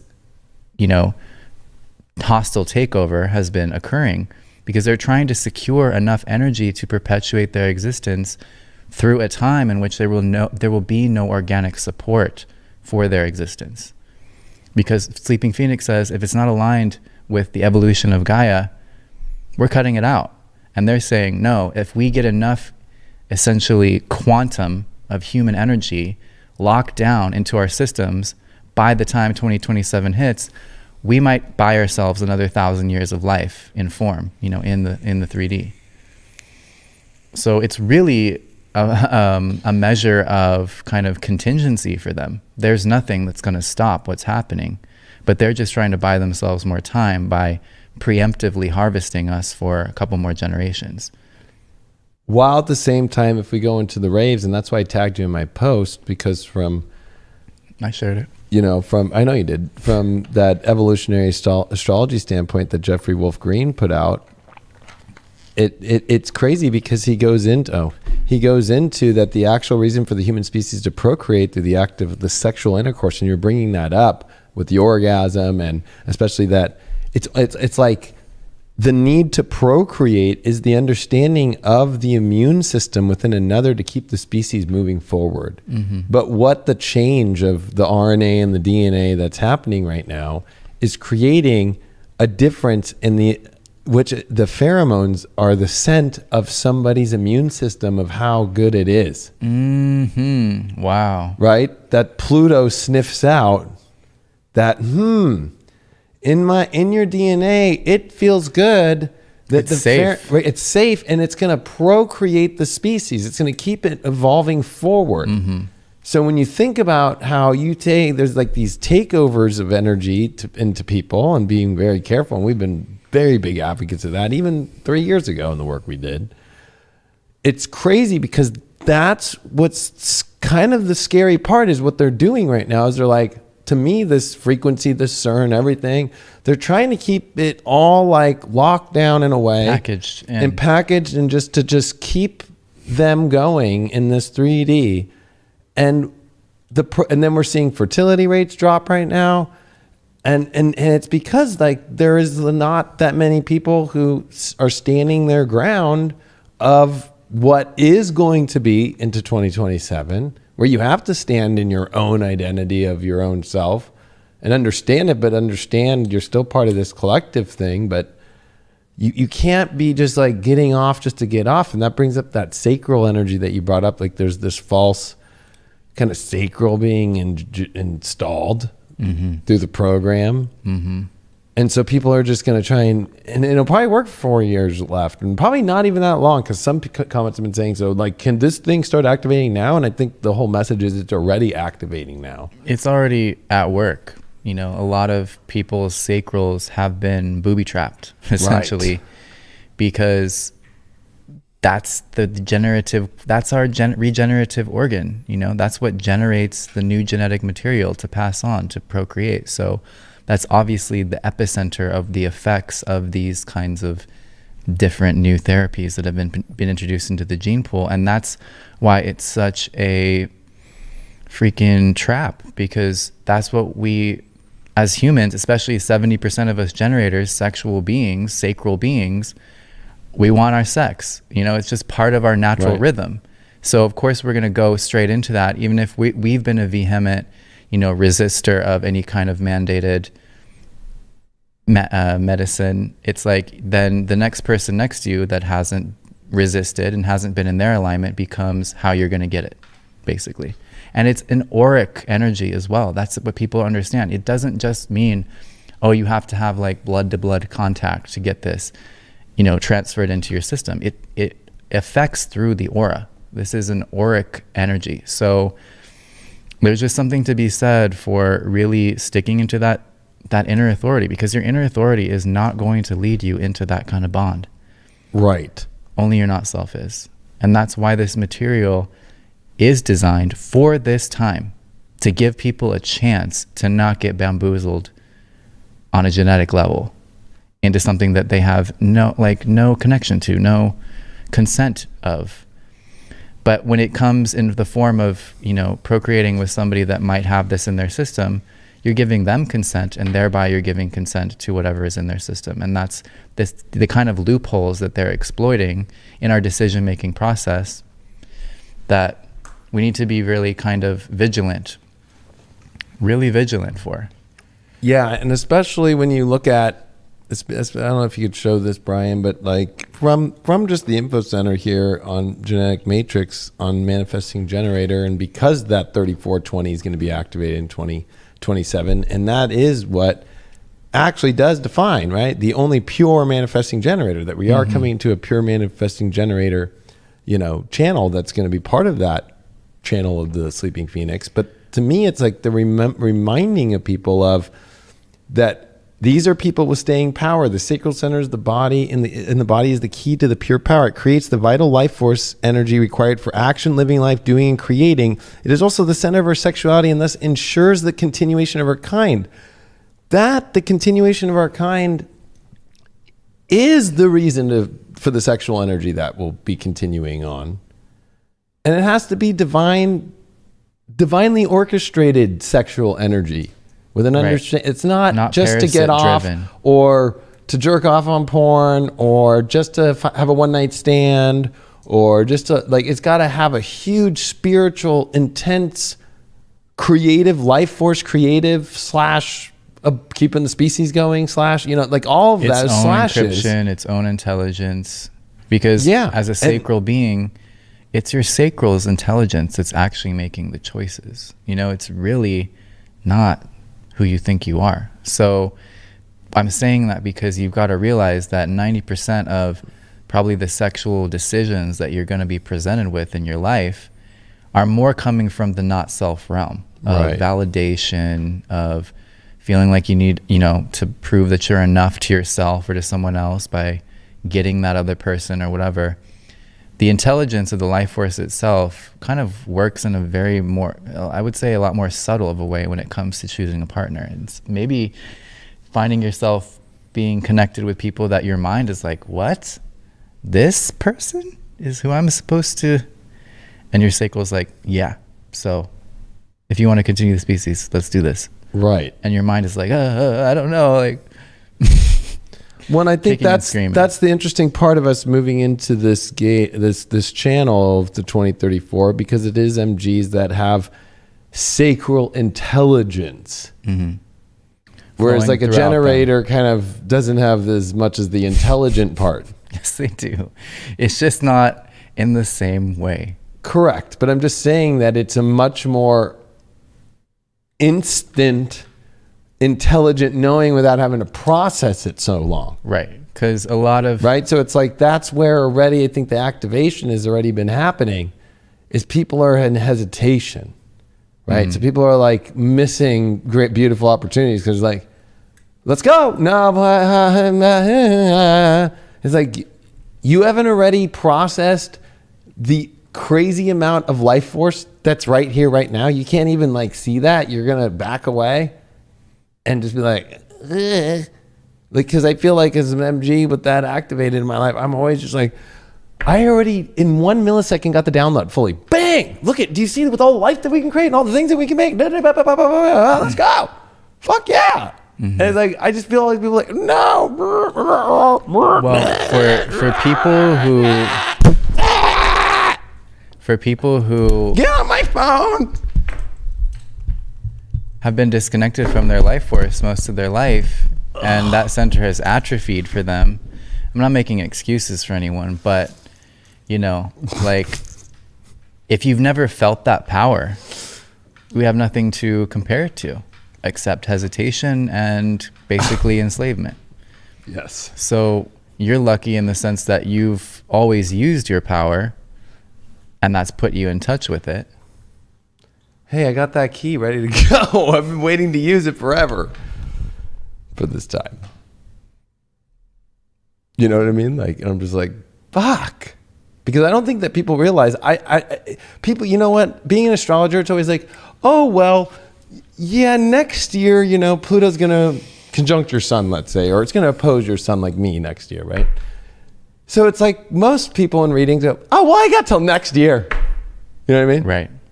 And that's exactly what this 4 years is right now, that people, oh, well, I got 4 years. I already feel it in this chat, and whoever's going to watch this in the future, I've got some time. It's like, no, you don't. No, you don't. You don't. It's already happening. The activation's already there. It's just like how the age of Pisces and the age of Aquarius is shifting right now at the simultaneous time of this, at the simultaneous time of the galactic shift of 2012, and the simultaneous time of all these massive systems all at the same time shifting. And we're very tiny little creatures down here. And that's what we got to remember is like, these are giant doorways. These are giant gears that are shifting, and we're tiny. So if you are in the wrong place at the wrong time at a giant shift, you can just kind of get smashed in those gears. And that's the whole point of strategy and authority, is it's not going to allow that for you in your life. Like, it's going to move you through those portals, because the mechanics of your form, your body, understand these greater workings of the Maya, and they put you in alignment with moving through them on the correct schedule for you. So, you know, that's why we really got to be embodied rather than just all up here in the conceptual of what's happening. Because if you know everything about all of this stuff, but like you said, you hesitate, or you're so disconnected from your life force that you don't even know what it means to truly act in that charismatic 2034 way. And that's not going to be appropriate for everyone, because we all have our own designs, but you know. What's the gate before 61? Like, because if I don't know if we could show this chart, Brian, so I could show this to Dylan. So the planetary south node of Saturn and Pluto and Jupiter in Capricorn are in Capricorn, right? And they have been. But to see that Saturn and Pluto, which we had the conjunction in 2020, the south node of these are at 21 and 19 of Capricorn. Mm-hmm. So what gate is that? Because I almost feel like, because those are entrapping people in the matrix reality, and they're the planetary south nodes of those planets, right? So it's like still being connected to the system without even knowing it's south nodey. It's like it's almost like there's going to be the split, and this goes with the splitting in the earth thing. Using evolutionary astrology and understanding the planetary nodes is like, the planetary nodes are, in the south nodes of them are kind of the carrot trap, yeah, right, and the stick. So like, what 19 is gate 54, so ambition. So, you know, that's interesting. You know, trying to, you know, get your Bitcoin on, thinking that it's going to save your ass when the world changes, and actually it's probably just going to dissolve like all of the other stuff. And then 20, or like getting ambition of reaching social media, stardom, status. Basically, that's what 54 is all about. It wants status. It's the marrying maiden that wants to become the empress. So every interaction, mundane to the mystical, that connects us to more opportunity in life. And it's that drive to seek opportunity and to vie for your place in the world. So but again, right? 54 is interesting because it's... Yeah, why don't you show yours, and I'm going to move this to 2027, and we'll do that after you show what you're going to show. And then 21 cap is 61. So inner truth, or and that's where right now inner truth. The Pluto's going to come back for the last moment, right? And then it's going to just move through 61 line 6. It might move into line 5 for a little bit before it goes direct. And it's going to be literally like the Death Star. Just like, talk about truth bomb. There's gonna be a lot of truth bombs going off as we close this gate. So this is so interesting, because here's 2027, January 1st, and they're not moving out. Saturn and Pluto's south planetary nodes, because they take so long. They're gonna be in that 20 degree. That's probably the in-between zone, right? Like that 20 degrees kind of moves into 61 to 54. They're like on the cusp with Pluto, and then Saturn's of course in that 61. I know my Saturn's at 21 cap. And that's 61 line 1. So that's the first line of Look 61. at this. In 2027, the south node of Venus is going to be, a planetary node is going to be at 0 Capricorn on what is going to be that new, that's going to be the 34 gate that's activated, the key. Mm-hmm. It's going to be That's going to be the nature. And so it's going to, and if you think of Venus and you think of what Venus represents, everything from our physical, our projections of other people, our inner worth and our inner knowing, here's the south node of Venus there. It's like the illusion of, oh no, it's always going to keep going in this direction. Mm-hmm. And opposite is or the north node of Venus, planetary node, is going to be in Aquarius at that time at 23. No, it's evolving forward now. I don't know what gate that is, 23 degrees. And that's what's interesting. That's going to be a north node in Aquarius and north node of Venus conjunction, planetary node. That's interesting because I know that the Watcher, right? Is that what it is? That's 13. That's the 13th gate, and that's sitting right where the south node of Neptune is going to be, where it still is today, and it still will be then. But it's interesting as we move kind of forward, like thinking astrologically and how we use the nodes just now to understand we've got to follow the north node. And it is saying to literally Aquarius evolve and move forward at that time in 2027. February 18th is the actual. Oh, February 18th? Wow, we got a date. We light the match, yeah. For really? The Sleeping Phoenix, yep. Because that's the day that the actual solar plexus mutation wow. will click on. Yeah, look at that. I mean,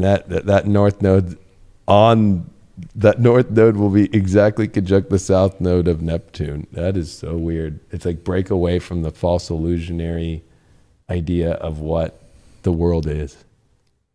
What it ever even was. What it ever even was, literally. Complete. With Pluto there out of the 60th gate and just completely in this whole new phase. And the 60th gate really representing the core foundational template of the body itself. So the 9-centered being, the systems of the body that we're used to functioning within, the confines of, the limitations of, cracks open and a whole new capacity gets released. And from within the south node of the planetary south node of Uranus will be at 11 Sag on Antares, the star, which is the end of the reptilian. Bye-bye, reptilians. You don't get access to this new gateway. Mm-mm. Like you don't get access. And this also means that people's belief systems are going to be shattered. Especially institutional belief systems are going to be shattered completely. But people are going to still think that they're the way or something. And I think that's going to be a fucking crazy moment.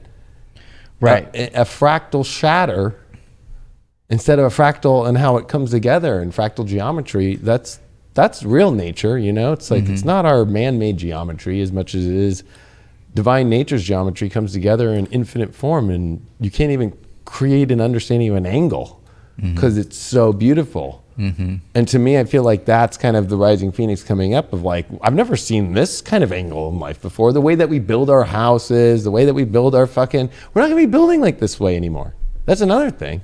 The idea of oh no, I've got a house and we've got a white picket fence and we've got a nice driveway and that is gonna be we're gonna be building a new world in a whole different way. Treehouse stuff we can't even think of at this moment, or how to better survive. Well, yeah, because and more integrated systems, where we come together, maybe 3 people come together and go, yeah, it kind of reminds me of God, it's an old thing, but it kind of reminds me of, what was that movie called? The Swiss Family Robinson Life. You remember that? I do, actually. And you remember at Disneyland, they had the Swiss Family Robinson tree that they turned it, and I was so upset when they made it they made that new movie 10 years ago or 15 years ago, they made it the Tarzan tree.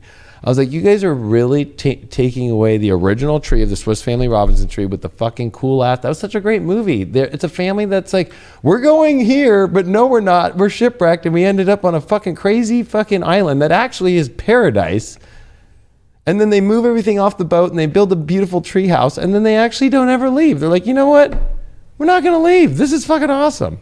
And they fucking live up in the tree house, but they got the piano and they have this beautiful fucking tree house and it's fucking awesome. Yeah. Because speaking of trees, like that's going to be the end of the reign of what we're looking at here, which is the 10 tree mathematics. This is basically what you're looking at. You can think of it as a map of your body. You can think of it as a map of energy grids of the earth. You can think of it as a map of how consciousness comes into reality. Now this is a hijacked tree. We've been running on 10 tree geometries.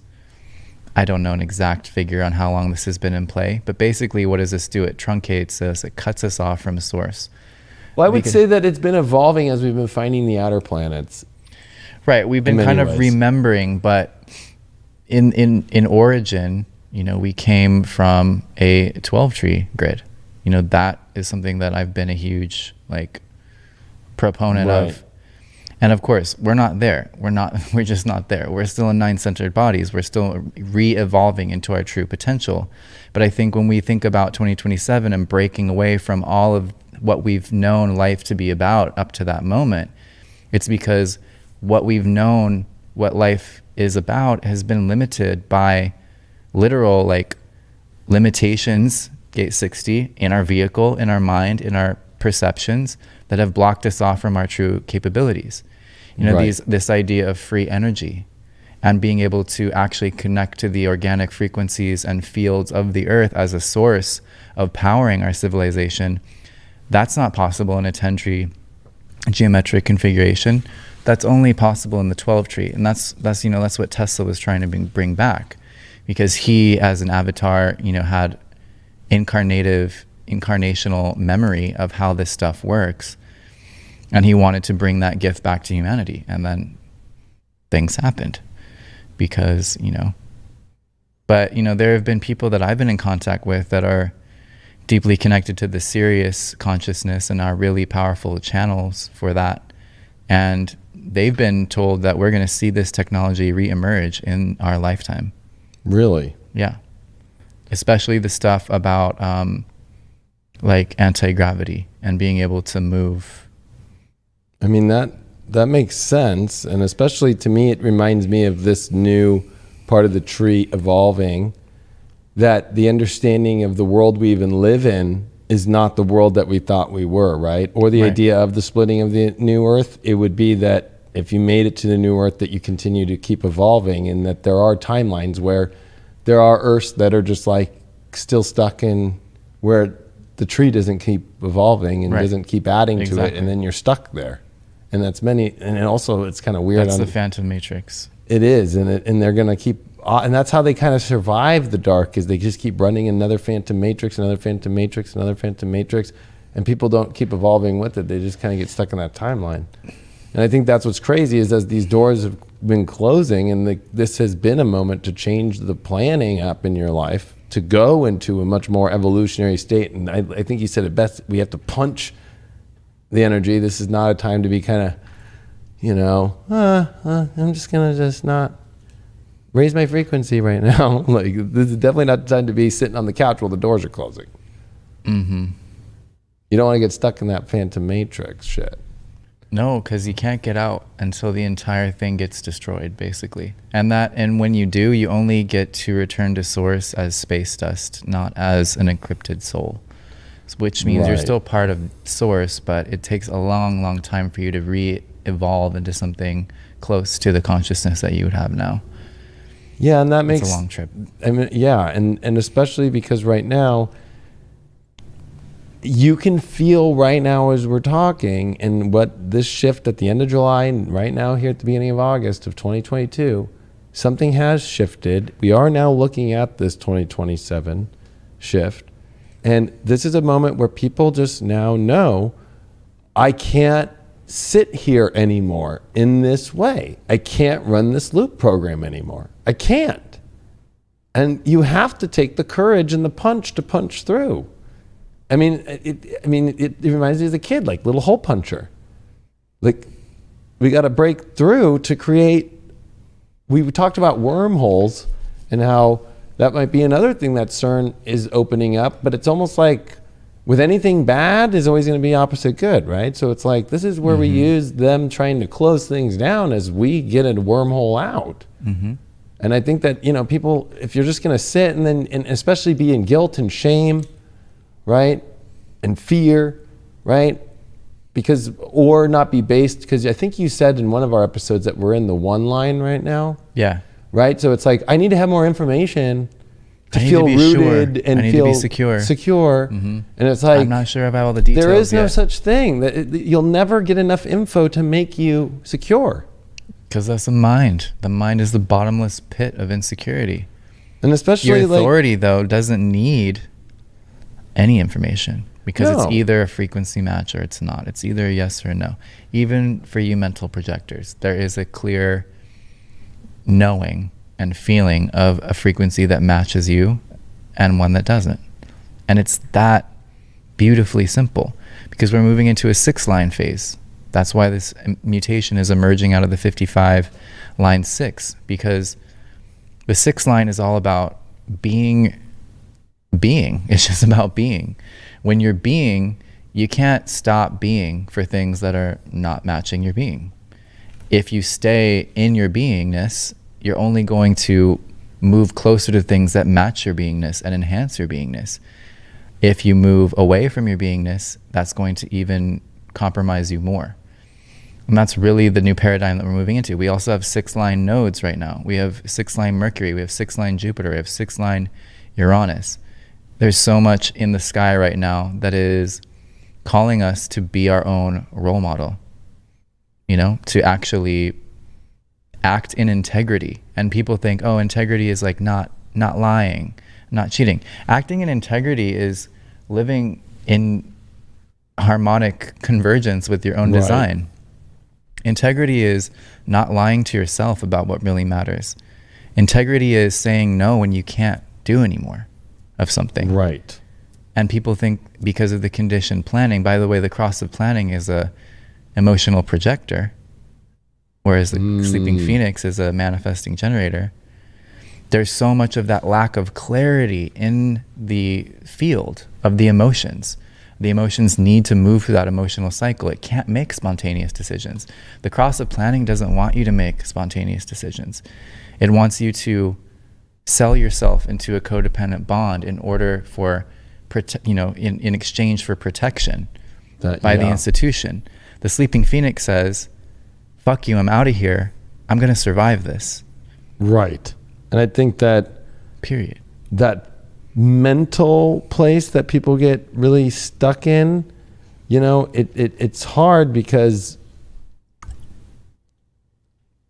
so here's a good image. This is Robert Flood. He's an amazing alchemist and hermetic alchemist, but you know, there is that sense, this like kind of, to me, kind of looks like kind of a projector-ish in many ways, right?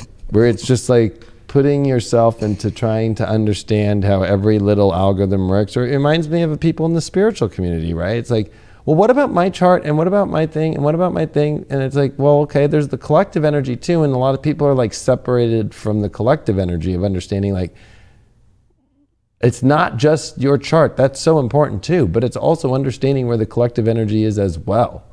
And I think that, you know, even though this might look like I'm saying a negative thing, it's actually opposite. Like, this is actually understanding how all the systems in it like coming together. And the reason why I say that is because, and I just had a Robert Flood picture here, like the gate to get to this ladder out, right? There's these steps that we go through in life. And I feel like we've been going through these steps as I was channeling about how you're like, we're going into this new 11th, you know, tree, part of the tree, right? But like, in order to get there, you have to keep evolving and keep going on the steps, especially a Uranus energy to move towards. Uranus is the ruler of the closest to God you can get, which is the ruler of the skies or ruler of the stars or ruler of the heavens, right? So it's like the ladder, because Uranus to me is like an elevator or a ladder. You have to keep going up. You don't want to go backwards and you don't want to go down. And that's how you and get then you kind of have to new... keep dying in order to keep moving up. You kind of have to let pieces of you die along the way in order to keep moving up. Correct. Yeah, 100%. And that takes a lot of courage. That takes a lot of willingness. That takes a lot of, you got to want it. You got to really want this, because it's going to be the least comfortable thing to your mind, to your conditioning, to who you've known yourself to be since the time you were born, to the person that everyone that you've ever met has told you that you are. It's going to probably directly oppose almost all of that. That's what ascension is. It really is. I mean, and it's the layers that we go through. But again, here's Terra. This is like the terrestrial realm. In order for us to get 1, 2, it's 3, really far down there, right? And then when you have to get, we're piercing through. This is a piercing through moment. This is the crop circle picture again. It is. Go down. Like even with the 2 spheres at the bottom. I know. Beneath the big bifurcating point and the like outer rim of the edges. Right. I just had it pulled up. You could see, look at this. The hand of God pulling you out once you've made it. There's the door handle. That's amazing. Right? Like that's where people... You just got to show up. Yeah, and you can't get stuck in these spherical realms where you stay in the terrestrial realm. I mean, I've shown this many times before. He's the most famous for the... for this picture, which I've always shown in a lot of teachings, which, that's a bad version of it. Believe it or not, this is like one of the hardest ones to get clear. But I'll show you a closer up. The monkey brain world. Mm-hmm. That you are literally lost. If you are just so focused on, how is my job going to work? How is my this going to work? How is the shot working? How is no, like there's a chain, and this is even what Masons use, right? Like they use this compass to try and understand it. And he looks like Fauci. But what's interesting is like the understanding of the cosmos, the understanding of where you're going, the feminine, the masculine, and understanding this is, here's the hand that's pulling, which is God or the divine. And what's weird is when he did this picture in the very beginning of the 1600s, and Uranus was not found yet. And with Uranus being this new realm of human, right? Mm-hmm. Then Neptune, the angels with the trumpet, and then Pluto, the dark angels. He channeled this before it was known. So the idea that when somebody in here just asked earlier of, well, could it be happening right now?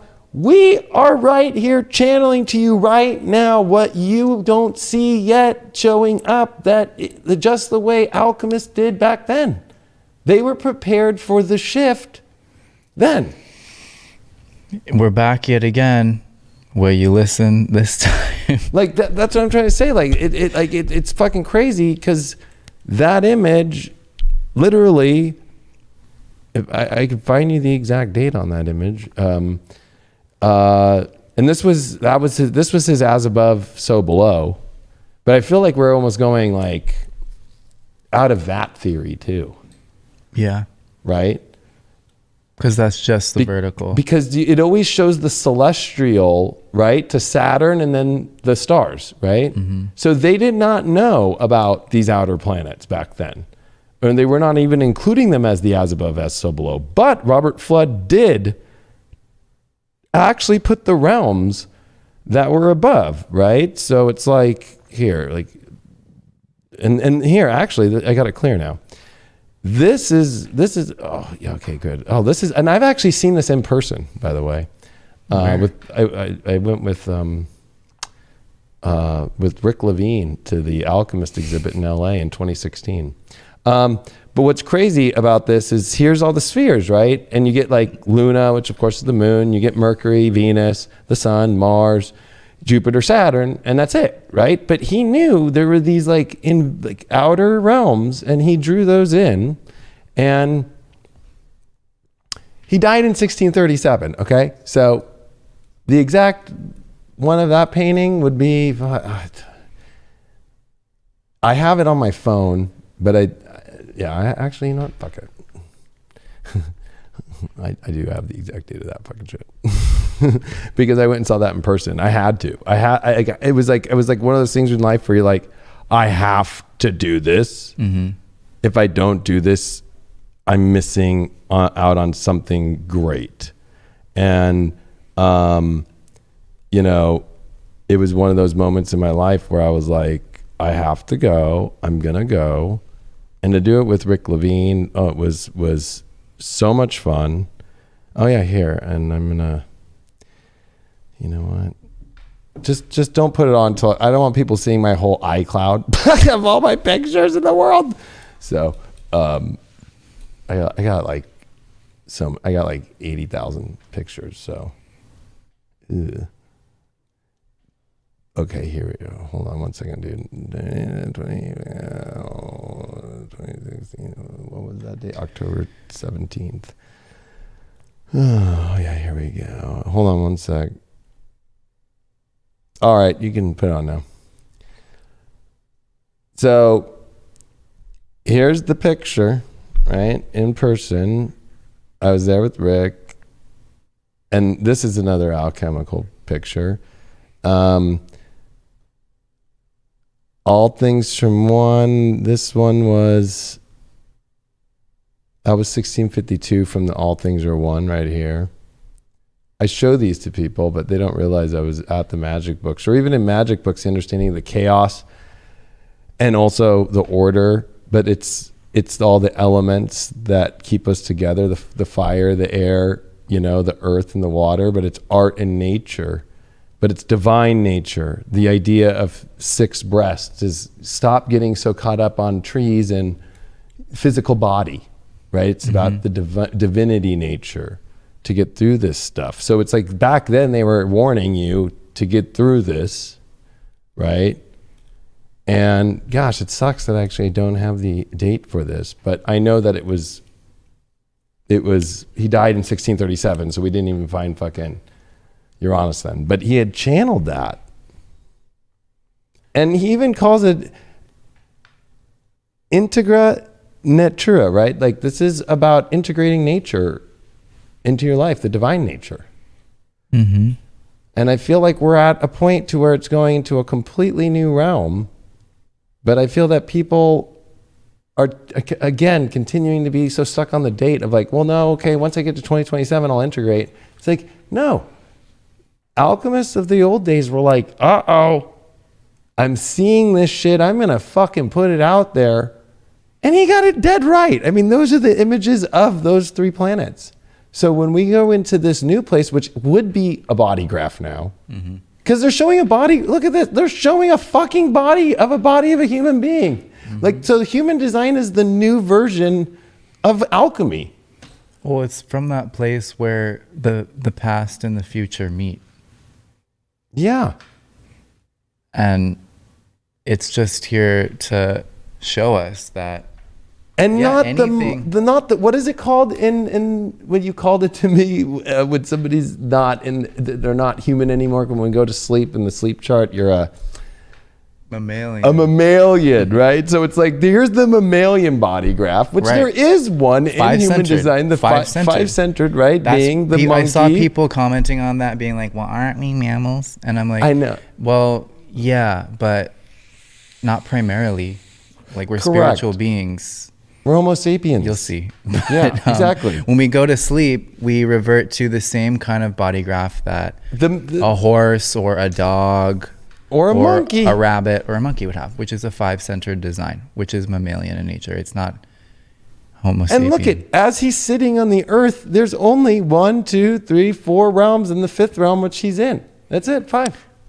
I was saying that before. Oh, I was saying it to He's Brian. He's stuck. Like, and look at even the drawing is perfect. They don't get him outside of that realm. 3.5 dimensions. They stuck in not. The 3.5 dimension. That Fauci monkey does not get out of that realm. He gets stuck there. And that's where people are at right now.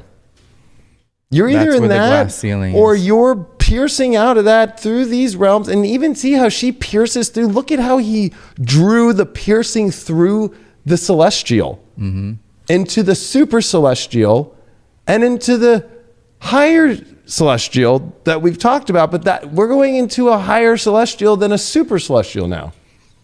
Meta celestial in a good way. In a good way. So it's like I just don't get how. Oh man, I appreciate your compassion in this world. Like I express my frustration a lot, you know, doing this work, and it triggers some people. But You're here to polarize. I'm here to polarize, and I feel like but I appreciate that you know how to do it. People are even saying that in the chat. Because it's just like it's right in front of you now. It's not a couple days away. It's not an hour away. It's all now. Everything is now.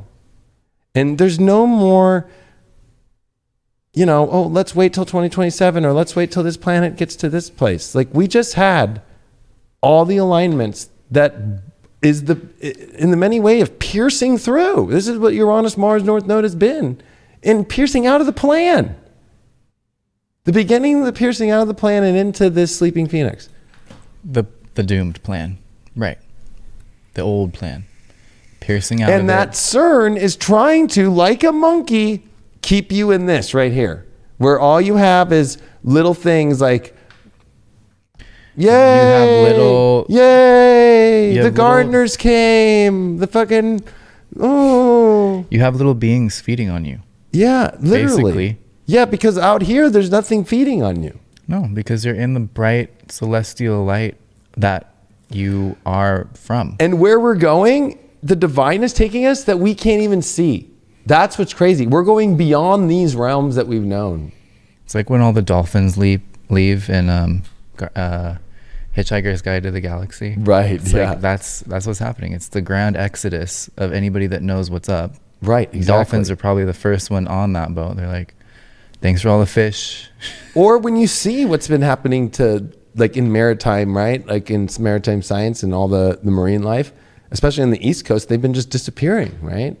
All of 2022, it's been like the greatest, where the hell are all the whales? Where are all, right? It's like everybody, it's just like how alchemists were like, oh, yep. See, what are those three realms? I don't believe that. Blah, blah, blah, blah, blah. Let's go back to my fucking little fucking me. Let me figure it out. It's like, good luck. Have fun. See ya. Bye-bye. Good luck with that plague. Good luck with that fucking plague. Well, you know, Jordan Peterson just had on a guy who just literally said, well, with the food shortages, and if you think about, as we're coming into this new moment, real plagues happen because people become malnourished when famine starts to hit. They don't take care of themselves. Their immune systems are low. And he brought up, like, now we know that the immune system goes into the negative for people who got the shot. The negative. Zombieland. Right? So what the fuck's gonna, like, real crazy weird plagues will show up, which if you follow the Saturn-Pluto transits, it's always the, like, years after the weird ones come. Mm-hmm. Because it's almost like for every organ system that's been compromised through this process, there's probably going to be a different kind of plague, you know? Pancreas plague, heart plague, right. Liver plague, gut plague. That's going to be the huge one because that environment is so dynamic and full of so many different, you know, flora. But right. That's also the place where the most mutation is taking place. To our evolutionary benefit, to also the converse. So that's what, you know, is kind of in the human design timeline as well. We're seeing that, you know, I talked about this the first episode, I think, the breakdown of the 1949, meaning that we just simply won't be able to literally physically digest mammalian tissue like we used to. It's nothing personal. It's not a rights thing. It's not a vegan thing. It's like literally our bodies are losing the ability to produce the right amino acids and enzymes that are allowing us to assimilate mammalian tissue because we were never built for that. That's what people don't realize. It's only through the tribal bond, which was a mutation as well, right, that we were able to share the toxicity and the stench of mammoth meat or bison meat or horse meat or whatever. Or to leave the jungle, because that's what it was the idea of like cutting the meat up and then being able to store it in a pouch and continue to eat, whereas like an ape, right, like has to sit and eat right there. 20 hours of the day. It sits in the tree and eats and then passes out. Like it's like it can't, and that's the difference. But now I feel like we're we're going to be finding a whole new source of whatever it is. I don't think it's going to be the bugs either, right? Like, it's not going to be anything that's from this system. It's going to be something that's completely different that actually kind of reminds me of like a protein shake, like of like how Soylent Green. like, yeah, but even maybe some other fucking thing that we don't even know yet, right? Like, that's, I think, what's going to be mind-blowing is kind of there is an evolution of things, right? So it's like a combo of something that we didn't know, or and some even resource, and even just the resource of other people that are in the frequency and alignment. I mean, there is the talk of, the sun being able to feed us and nourish us, to, the energy, if we're all starting to align in frequency, that if we're all on that frequency, we might not need as much food.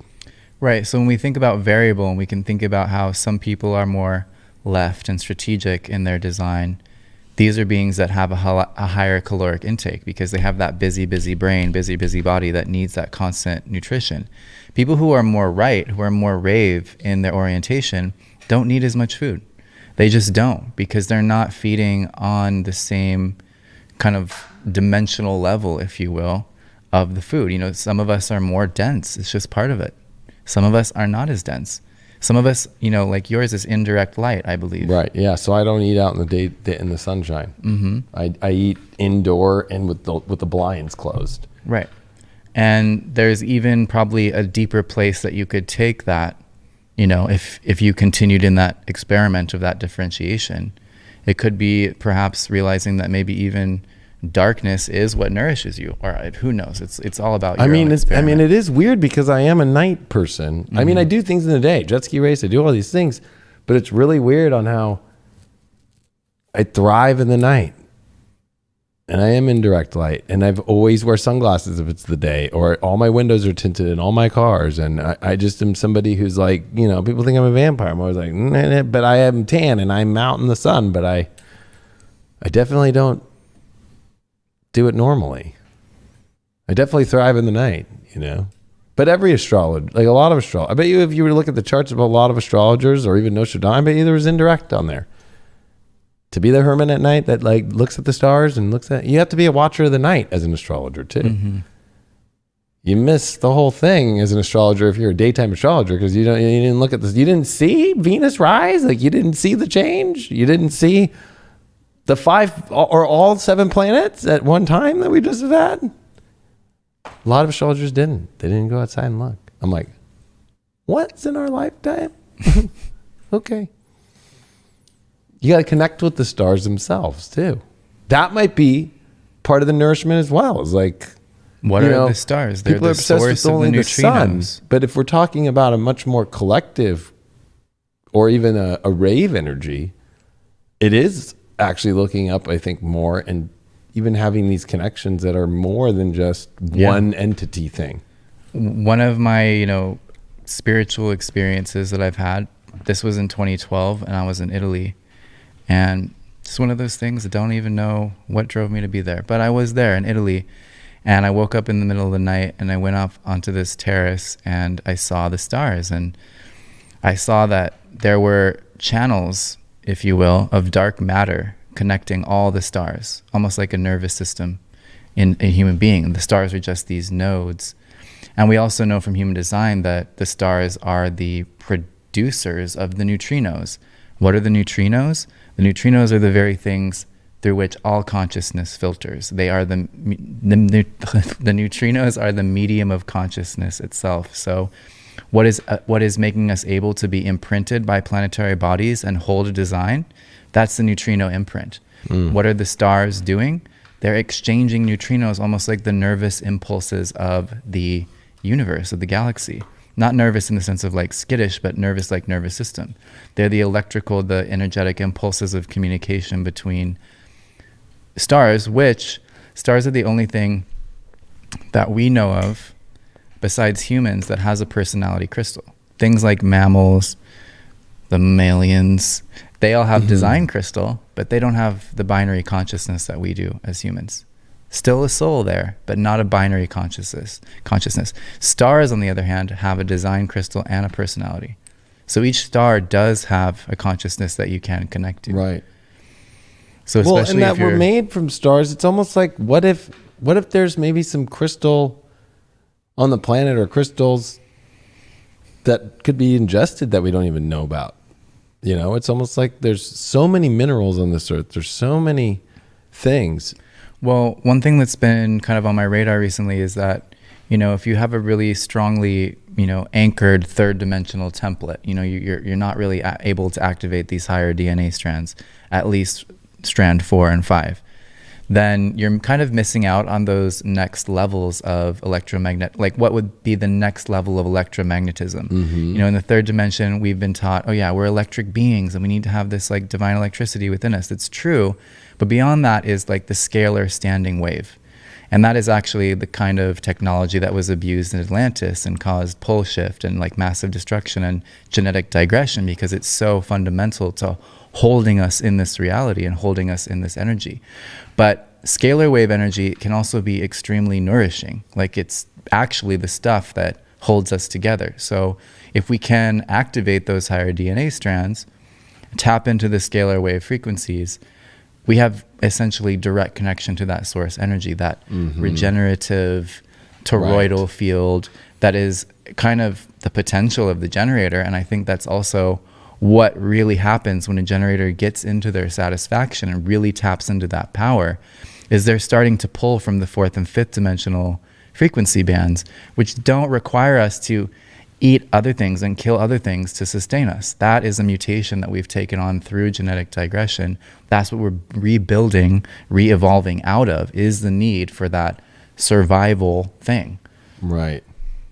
Which is ironic because the survival kind of instinct is charisma, though, that's going to come up. That it's maybe your charisma even that feeds you. And right? Like, because I feel like that's part of the problem, too, in this period of planning that we've been in, is people have lost charisma about it. That's the irony. They're so stuck in it, but yet they don't have enough charisma to get out of it. And so it's almost like the way to survive is charisma. It's right, like divine selfishness. Right, which would be like divine ego. Well, it's not even ego, because that's much more like a... It's said that gate 34 of the 3420 channel is the ego of the sacral. Because unlike, if we even look at the design of the sacral itself, we can see that it's got this symmetry to it. Well, as a very divine sacral ego being, I could go without food if my fucking sacral and my throat and all my passions are being activated. It's weird. Oh yeah, it's insane. I've had moments like that too. Like I got stuck on a volcano earlier this year for like a long time. It was almost over 24 hours and I was at 14,000 feet. And when the people came to save me, they were like, they had all this food for me and water. And because I was just so in the survival mode of my 3420, I was like, no, let's just go. Like, I'm ready. Right. I don't need to eat those Ritz right now. That's not going to do anything for me. I'm fully strong right now. Right. Even 24 hours later, not eating, not sleeping, just in a freezing mountaintop. And that was like, whoa. And like my energy and my magnetism, like around these like rescue people was so insane to me, because I was like, I should have been exhausted. I should have been like catatonic. I should have been on a stretcher. But I was able to just freaking run down this mountain with them once I knew where I was going. And I was like, whoa, that is power. That's that 3420. When I got back, didn't even know. When I got back from Don't Trip, I looked at my blood oxygen level on my iWatch, and it did like a whole like, you know, I've had an iWatch since like 2017, so I've got years of data. But it was like, what happened to your blood oxygen in June? And the week I was at Don't Trip at 9,000 feet, it was going at 91%, you know, which is like, once you go under 90, it's really bad, right? Mm-hmm. But it's weird because I was just DJing, doing astrology talks, running up the hill, doing this, running, and it's just like, I don't even, I wasn't thinking either, right? I just am in my charisma and was able to go much longer without eating, going longer without doing, just because the passion, the connection, the charisma of that creation, and that, that life force energy. It fucking, that's really what I think that it's going to be is like, if you're not living in that space, how are you going to survive? Well, the sacral is also the center that generates death. Because when I just got this download. It's almost like people want to go to heaven, right? They want to go to some beautiful place. And this is what that new beautiful place is going to be. But it's going to require you to have fun in it and have life force in it and do it. So it's like right now, to unlock the key to get in there, you better be walking up to heaven in heaven already. Like charismatic and like not, oh, I don't know if I should do this thing. I feel like it's going to be great, but and then creating them and letting all the programs pull you back. Yeah. Like, how are you going to bust into this fucking thing? Because it even shows we showed earlier that she busts through it. There is a punch through it. Like, you just can't just sit there and just be like, yeah, I'm going to float in there. Like, you know what I mean? With no charisma. Like, oh, finally, I hate it here. I can't wait to go. It's like, no, you can't survive unless you have charisma in it.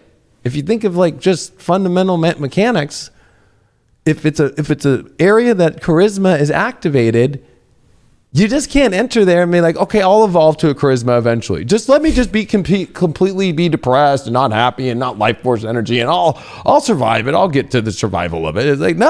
Like, we're already like it's like almost like an IV. Like, we need to pump you with charisma now. You know? Mm-hmm. That's why it's not a time to wait.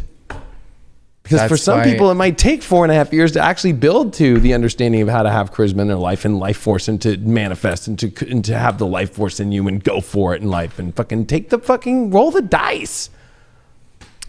Quickest way to get your life force back is to stop giving it to things that you hate. You're going to need it. You're going to need it for much more important things. Way more important things. Oh. Yeah, what were you going to show on there? You were just talking about it. I was going to talk about the sacral and the sacral ego. Anecdote. We were talking about because the charisma and the If you look at the sacral, you cover up the 34. You've got 2 on each side, which equals 7, which is the spiritual number. Right. Well, you got 3 on the bottom, 3 on the top, 2 on either side. So you've got 8, right? Right.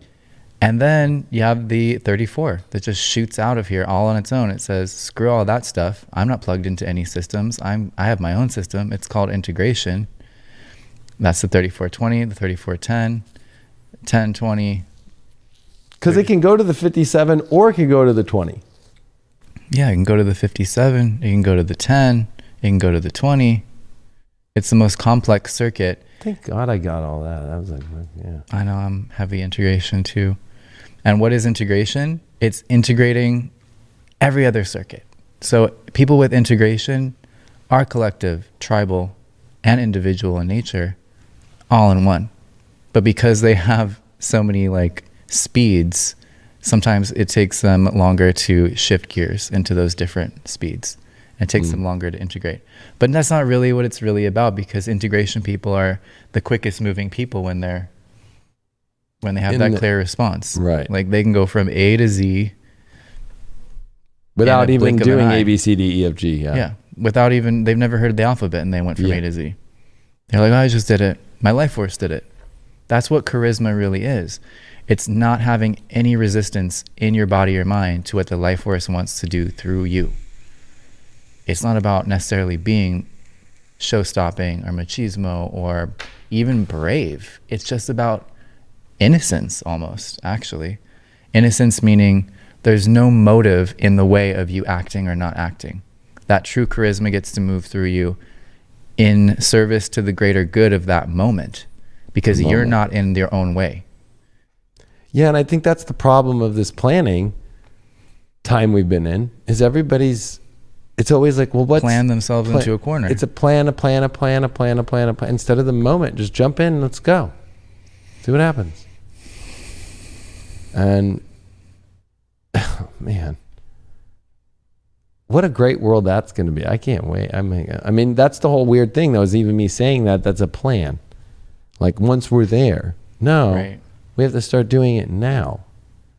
That's what this North Node you're on... Because if you think about 4.5 years, right? There is no more North Node Uranus conjunctions. This was the last one in this cross of planning. That was your last IV hit of That was your vitality. last IV hit. That's why I kept saying this is Don't it. waste it. Don't waste it. That was what I literally said today as my for High Vibe. I literally put, don't miss this window. Take the gamble, take the risk, go for it. This is where love and beauty come through jumping out of uncomfort.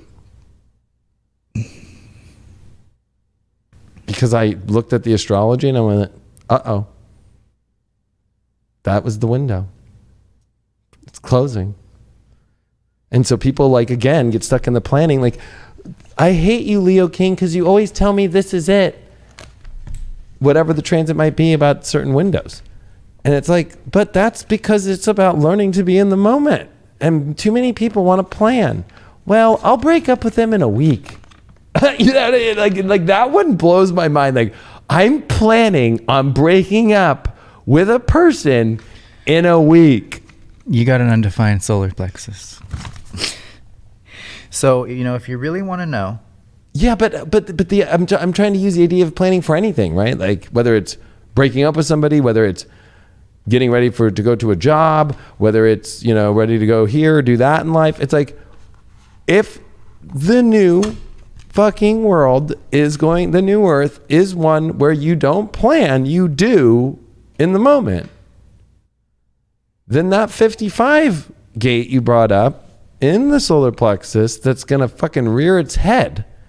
It's going to be the sleep burning phoenix. It's going to be a burning phoenix that's going to rise through you like, sorry, motherfucker, it is now. You can't plan. And sorry, it is not divine in your nature to survive this horrible relationship that makes you feel like hell, or this horrible job, or this horrible system, or this horrible program. Like, from here on out, it's going to just be a well inside that's just going to be starting to burn. Anything that's not frequency aligned or that's not tapped in, like with a ground. You don't want to get to that moment where you are watching the door close, even though you knew that you had the chance. Oh, that's a you gave me horrible so much feeling. great confirmation today. Fuck. I would say people have, like, from what I was just looking at, you, like, if you haven't done it yet, you have until the 10th. Yeah, I mean, that's, I think astrologically, I'm like, okay, we still got Venus that can go into Leo and help here with a trine to Jupiter, and we got the sun that, you know, has got to go through the squares to the nodes in Uranus. But if there's something that you were feeling around this conjunction, because it was such a directional transit, right? Because we know it happened in gate 2, the gate of the monopole, which carries our direction, pulls us in our destiny. You know, once, I mean, Mars has already left, and once Uranus, or I guess maybe it's the North Node, once these things separate from line 6, it's like, yeah, if you were feeling something around that conjunction, do it by the 10th. Well, and that's because doesn't the 2 connect to the 60, right? Which creates mutation. Mm-hmm. In a way, yeah. Through, it's like in the central channel of individual circuits. And this is the last moment too, because Pluto is going to retrograde back to 26 and enter back to 61. So mutation is almost like not activated at all. Right. It's kind of like if you go forward, you'll be able to pick up, you'll actually be able to go into the past a little and pick up some last keys that are going to go with you into the future. But if you don't move forward, then that 61, I mean, you're probably just going to experience it as really hard to integrate energy, because Pluto in the 61 wants to shatter your truth. Right. And I feel like it's more like, okay, you just want to sit with the programs. You're with the agents, you're with the programs, and just sit there and have fun trying to get away from them and fight them off just to even get into the doorway. I mean, because I think I do have the 260, right? So it's like, 360 or 360. So the 2, but isn't the 2 at the bottom, and isn't it directly? Oh, I guess in the in the mandala, right? It's directly opposite. Yes. No, that's the 1. Oh, it's the 118. I see it. That's the top, the south node right now, and then the 2 is at where the North Node Uranus is right now. 60. This is the transit chart of the moment. We got 60. I see, yeah, the 2 to the 14, 3, 14, 2, but as we see, Right. it's all in the central channel. It's all It's the a central individual knowing circuit. And that's also where the 61 is. And that's where the 4323 was, where the nodes were. Right, so up people are until going to go very get recently. stuck in their fucking crown. Being distracted, which Being is the not distracted, self of the right. crown, by information that doesn't matter. Yeah, because By questions that don't matter. Where is Nancy Pelosi flying now? That's a question that doesn't matter right, to your timeline. right. Especially when Pluto What's leaves at happening 60 on in the new root, season of whatever. Yeah. that you go up into the fucking crown. Oh, man. Oh. And I think that's the update too on CERN is, they're playing with these energies at a time when they knew. There'd be potential for lots of awakening. Potential for lots of awakening, mutation, and very deep, intense understanding of like whether or not you're really gonna manifest your true self. Like it's like almost like, or people are just gonna be clones of what they see that they're like, especially with Neptune and Pisces, and with all the Jupiter coming back into Pisces soon, and all that. It's like, or they're just gonna fall for the projections on the fucking black mirrors everywhere, and live that life. And You can see it like all these major brands are all just turning their clothes and whatever. It's all just logos. Like everything is losing its design, its shape. right, It's all just becoming repetitive logos.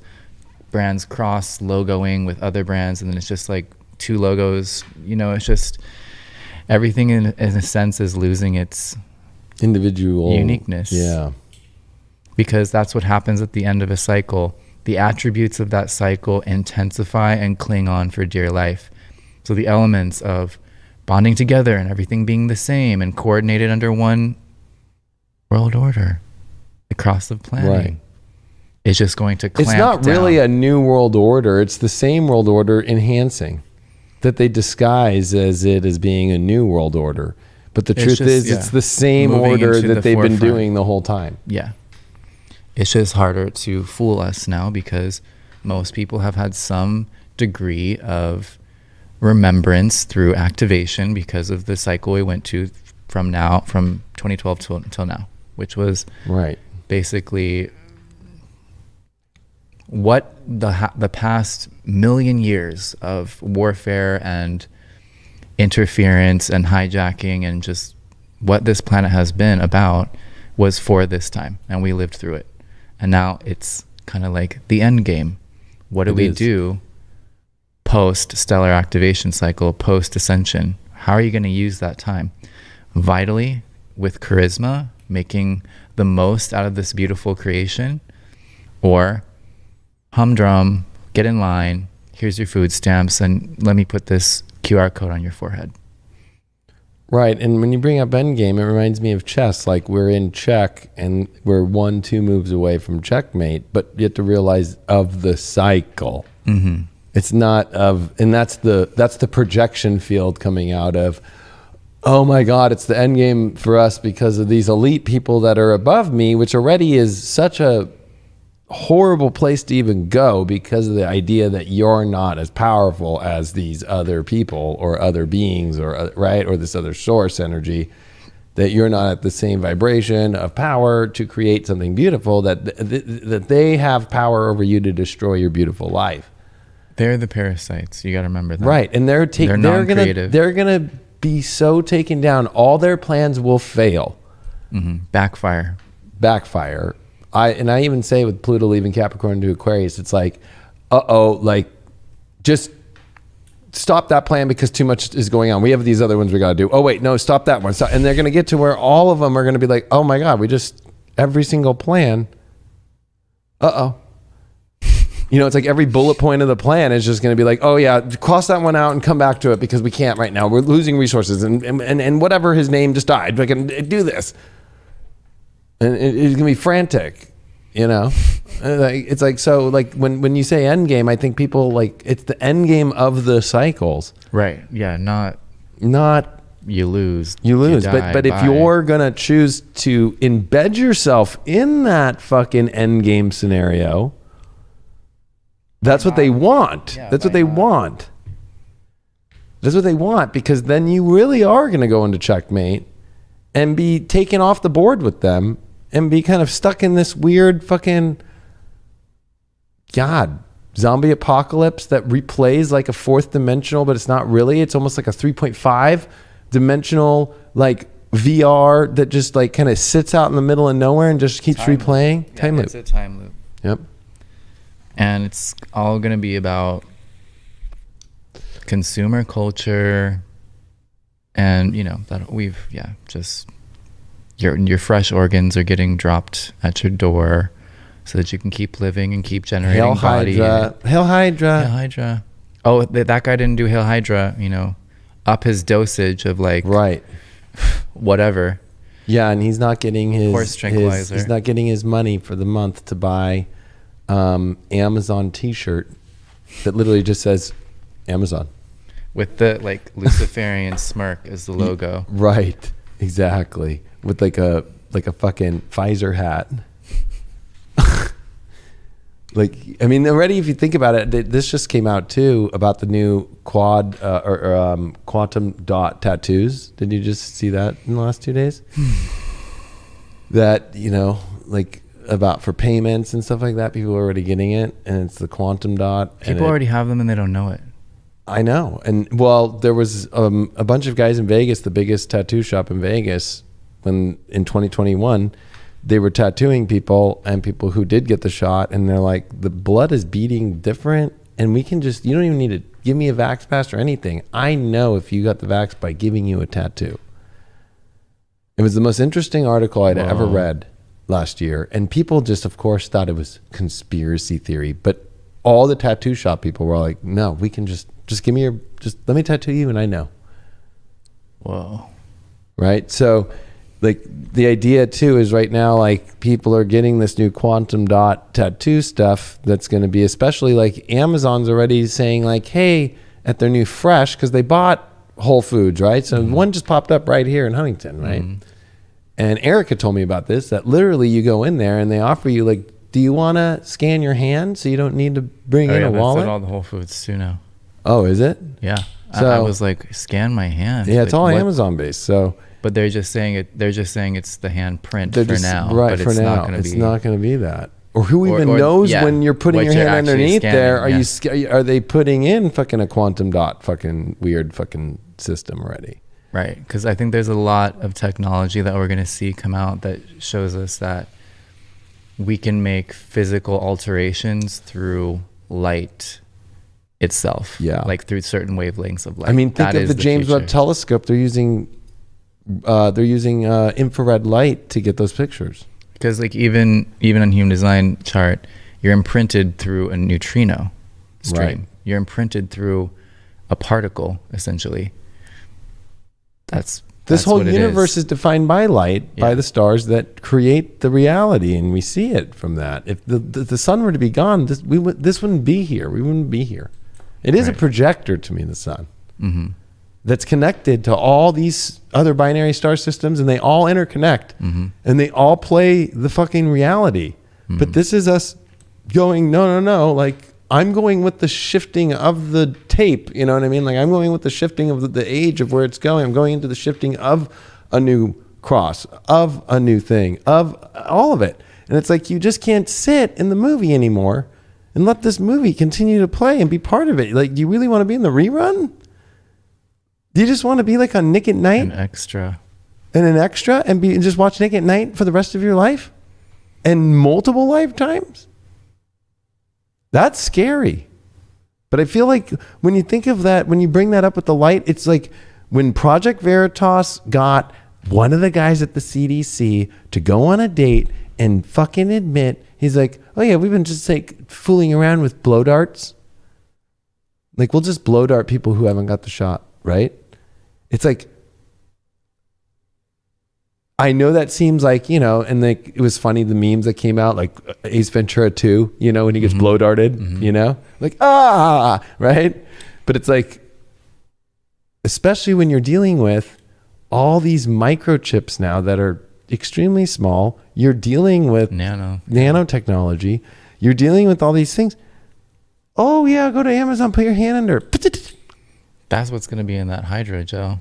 Right. And then the hydrogel that we showed on our first episode that they're testing right now into all these new It's been tested. shots. And it's been tested, but getting it ready, programming you to be ready to accept it. Then with the hydra that they're already putting out there, and then even Project Veritas put out a video today because they had got one of the guys at CNN who is now fired to say like, yeah, we're moving from the Trump thing and we're going to climate change next. So he spat his fucking balls off for fucking like 3 dates about climate change. We're just going to scare the fucking people's climate change. Code red, yeah. And so today, Project Veritas literally showed the interview again and then showed everything in the last 4 months about climate change. And it was right.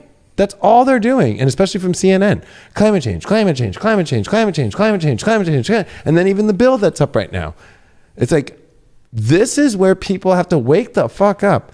Like literally these fucking creepy people are fucking putting out their exposing their truth in a moment where they think they're safe and they're trying to get pussy, or a lot of them are gay, ironically enough. They're trying to get dick and they're fucking like literally fucking just spatting off. Like that's how they're doing their idea of showing off, and their idea of attracting a partner is being like, oh yeah, I know the inside. Like, we're going to be giving away. We're going to be doing climate change next. Yeah, we did it to get rid of Trump, and then now we're going to do climate change, climate change, climate change. And it's like crazy because that's all they fucking talk about.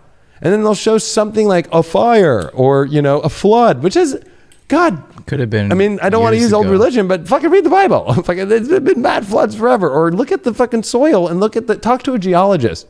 They're going to be like, oh yeah, that's just been going on for a long time. Or famines that we have had throughout history, especially during Saturn Aquarius transits. There's been so much of that it's like, come on, people have to like not get stuck in this program at this moment, especially that we have opened up the window, but it is CERN that is closing the window with an artificial frequency. And I think that's where we start getting into the weirdness of kind of the reason why we made this show, is to wake people up that there is these artificial weird energies out there that are literally trying to disturb our evolution as a species into these new earth, into this new cycle, into the new cross, into the new everything.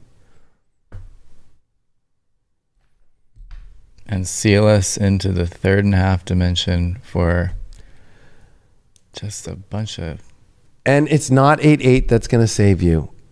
I told people that be a Lionsgate yourself. This idea of that you need to go through a Lionsgate to get to wherever you're going on a date of a calendar system that goes against the planets, which is what numerology comes from. And in every calendar system, whether it's Gregorian, Julian, or BCE, you will never have the same alignment that I told people with the new moon that we just had in Leo with the North Node, Uranus, Mars, that was, if you were to call it a Lions Gate. And new moons are gateways, which it's like Cancer Gate is the new moon in Cancer. Gemini Gate is the new moon in Gemini. Like, people don't realize, like, why is it just Leo that gets it? Because the sun's there and it's the ruler of Leo. It's like, number two, if you were to really say that, you would probably do it on Regulus, because you would be not only in the sidereal system in Leo, but you would also be in the tropical system and with the star that rules the regal energy of a Leo. So it's like there's so many things that go against the idea of what this 8-8 Lionsgate. And if you think that's going to save you, again, that's another, oh my God, this exterior thing that will save me. Yeah. It's not going to save you. But I do have the chart pulled up so we can see please. What this because I did the astrology on High Vibe, so please do the human design. What is the Lion's Gate? And there are some things that I noticed that do really correlate with the new moon we just had in Leo. That new moon was a self-projected projector. Yeah. That was on the juxtaposition cross of identification. And this is not a juxtaposition then? No, it's not. This is not a fixed fate, so it's not as powerful. But It's a right angle cross of the Sphinx. And what is interesting is that, no, this is not a person, so technically it does not have a body. Therefore, the unconscious design doesn't have as much, or maybe even any, bearing on what the actual day will bring. But it is interesting to note that the design sun and earth here are directly conjunct where the nodes are now. So there is some kind of extra activation happening on this nodal axis for Lionsgate, kind of making it a gateway. And I think that the personality sun is a really interesting keynote to contemplate, especially in terms of global events. Gate 7, the army, the gate of the self and interaction, line 4, the abdicator, the willingness to accept the judgment of the people and or the rule of the law, sun exalted, the grace and wisdom to step down for the benefit of the whole, the capacity of the self to accept the judgment of others. That's weird. Isn't it? Because it, especially, right, like the sun will never step down for the benefit of the whole unless it is an actual true benefit of it doing an unaligned, like a king, right? And a king realizing, I probably should stop taxing you motherfuckers so much. I am stepping down for the benefit of the whole. It's a place of like true honor and code that I would say that would come from like a humble understanding of like, I'm not doing good for this collective. But right. Whereas I think that people could get trapped in this period is like, no, we must let go of this to do the greater good. Like 2 weeks to stop the spread or something again. Well, that's the scary let's look at part. the earth. So gate 13, gate of the listener, I know it as the gate of secrets as well. And this is in fatigue, the point of exhaustion eventually reached when one is too tired to fight. So I think that we're going to see that being a rooting force for a lot of people, either stepping out of an unaligned timeline, like I'm just too tired to do the wrong thing anymore. I'm just too tired to do what I hate anymore. It's just Lionsgate. It's just one day. But this could be a moment where that is really felt. We could also see this is, a leadership axis, the 7 and the 14. It's across the Sphinx. So this could be a lot about some leader stepping down due to fatigue. Right. Especially this is the last Venus opposed Pluto, while Pluto will be in Capricorn next year, because Venus is going to be retrograde in Leo for the first time in our lives. That when you bring up the understanding of understanding these crosses that we are in, that we're moving into, this is the first moment in our lives Venus is going to retrograde in a sign it actually likes. Every Venus retrograde is always in a detriment Crappy. or a crappy Gemini. place, right? Gemini neutral, Capricorn. Virgo, but the Virgo retrograde's over. So 2023, at this time period, Venus will be way in Leo and retrograding on July 22nd. So, and the sun will enter Leo. The idea of that Venus that you're showing too, that's in a very poor position, it's its last opposition to Pluto and destiny. It's the last time Venus will be in Cancer ever in our lives and opposed Pluto and Capricorn. One last thing about this chart, super interesting. If we look at the Saturn placement, retrograde in gate 49, light 4, the gate of rejection. Gate 49 is the gate of revolution. So where we make a huge change based on an emotional or spiritual realization. Platform, a political and social agenda embodied in guarantees to human rights that ensures a just and valid replacement of the old order. Because, of course, any revolution is a replacement of the old order. A potential sensitivity to the needs of society. A potential. Right. But what the detriment is, promises, promises, promises, and only to guarantee support with little possibility of implementation. A potential to insensitively take advantage of the needs of society. This is what that new Inflationary Reduction Act is that they're trying to pass right now. That it's actually going to tax even the nonpartisan congressional tax authority that the Biden administration used before is like, this is going to tax everybody under $400,000. And they're trying to say, no, it's not. Like doing this climate bill and doing this huge bill to give $100 billion to the IRS, where basically it reminds me of Robin Hood, where the sheriff comes into town, the sheriff of Nottingham is knocking on everybody's doors like, you didn't do this on your taxes right. You didn't do this on your taxes right. You didn't do this on your taxes right. Because they're so desperate to hold the money that they keep spending. Mm-hmm. People don't realize what the fuck is going to Be knocking on their door. It's going to be knocking on your door, just how the ATF has been knocking on people's doors that bought guns. And just this week, a guy, what he did is he called the police and said, there's a guy pretending to be a federal agent at my door. And fucking the cops came, and the federal agent had such an ego. He's like, I'm a federal agent. And they're like, get on the ground. He's like, no. And they fucking put him on the ground and tase him and arrest him. And he's like, I have a health condition. I can't breathe. And he's like, my wife's pregnant. And they're tasing him. It was the best video I've ever seen. But that's where it's at, is people like have to wake up, because these systems and these programs, we're doing for the greater good, are not right now. Yeah, you need to really be charismatic about claiming your consent over your space, over your body, and over your rights. It's simple as that. When you are in your own authority, there's nothing that can be done to you against your will, because you're also in a vibration when you're in your own authority that physically renders it impossible to mess with you. You know, because when you're in your heart, you're channeling something way stronger than anybody that's trying to take you down is channeling. Well, and I know that may not look apparently obvious in a lot of cases, but it is true. I was going to say, when you bring up what Ross said about when we come into this new cross, right? That, you know, things like the internet, electronics, right? The idea of even this new bill and this whole climate change and this green new energy is all technology based, which it's almost like. But when the solar flares hit in exactly. 2027 and take off the grids, there ain't gonna be no electricity. Exactly. So it's like people are so obsessed with this, and they don't even realize. Because it's weirdly reassuring to them in the back of their minds that they're not gonna have to change. They're not gonna have to take authority for their lives. They're not gonna have to dig in the soil to feed themselves. It's a lie. Don't fall for it. You're gonna have to be really charismatic. You're gonna have to work to survive. Yeah, it's going to be Mad constant Max. Survival. Mad Max. That's what the Sleeping Phoenix era is. Here's my quote from Ra for the day to kind of cherry on top. I've mentioned it many times, but after 2027, we're going into a dark age. We're going into a dark age because the darkness is setting in around us. The age of truth ends in 2027. Inner truth will no longer be something that can be found. And that's because that key of the 61. You forgot to say our time is coming to an end. Oh, our time is coming to an end. Raw.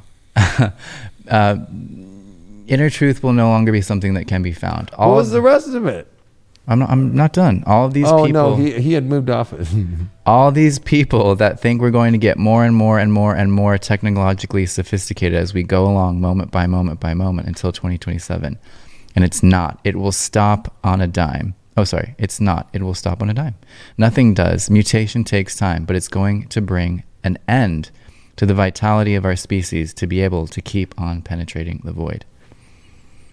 Most of us, at least. Vitality is same as fertility.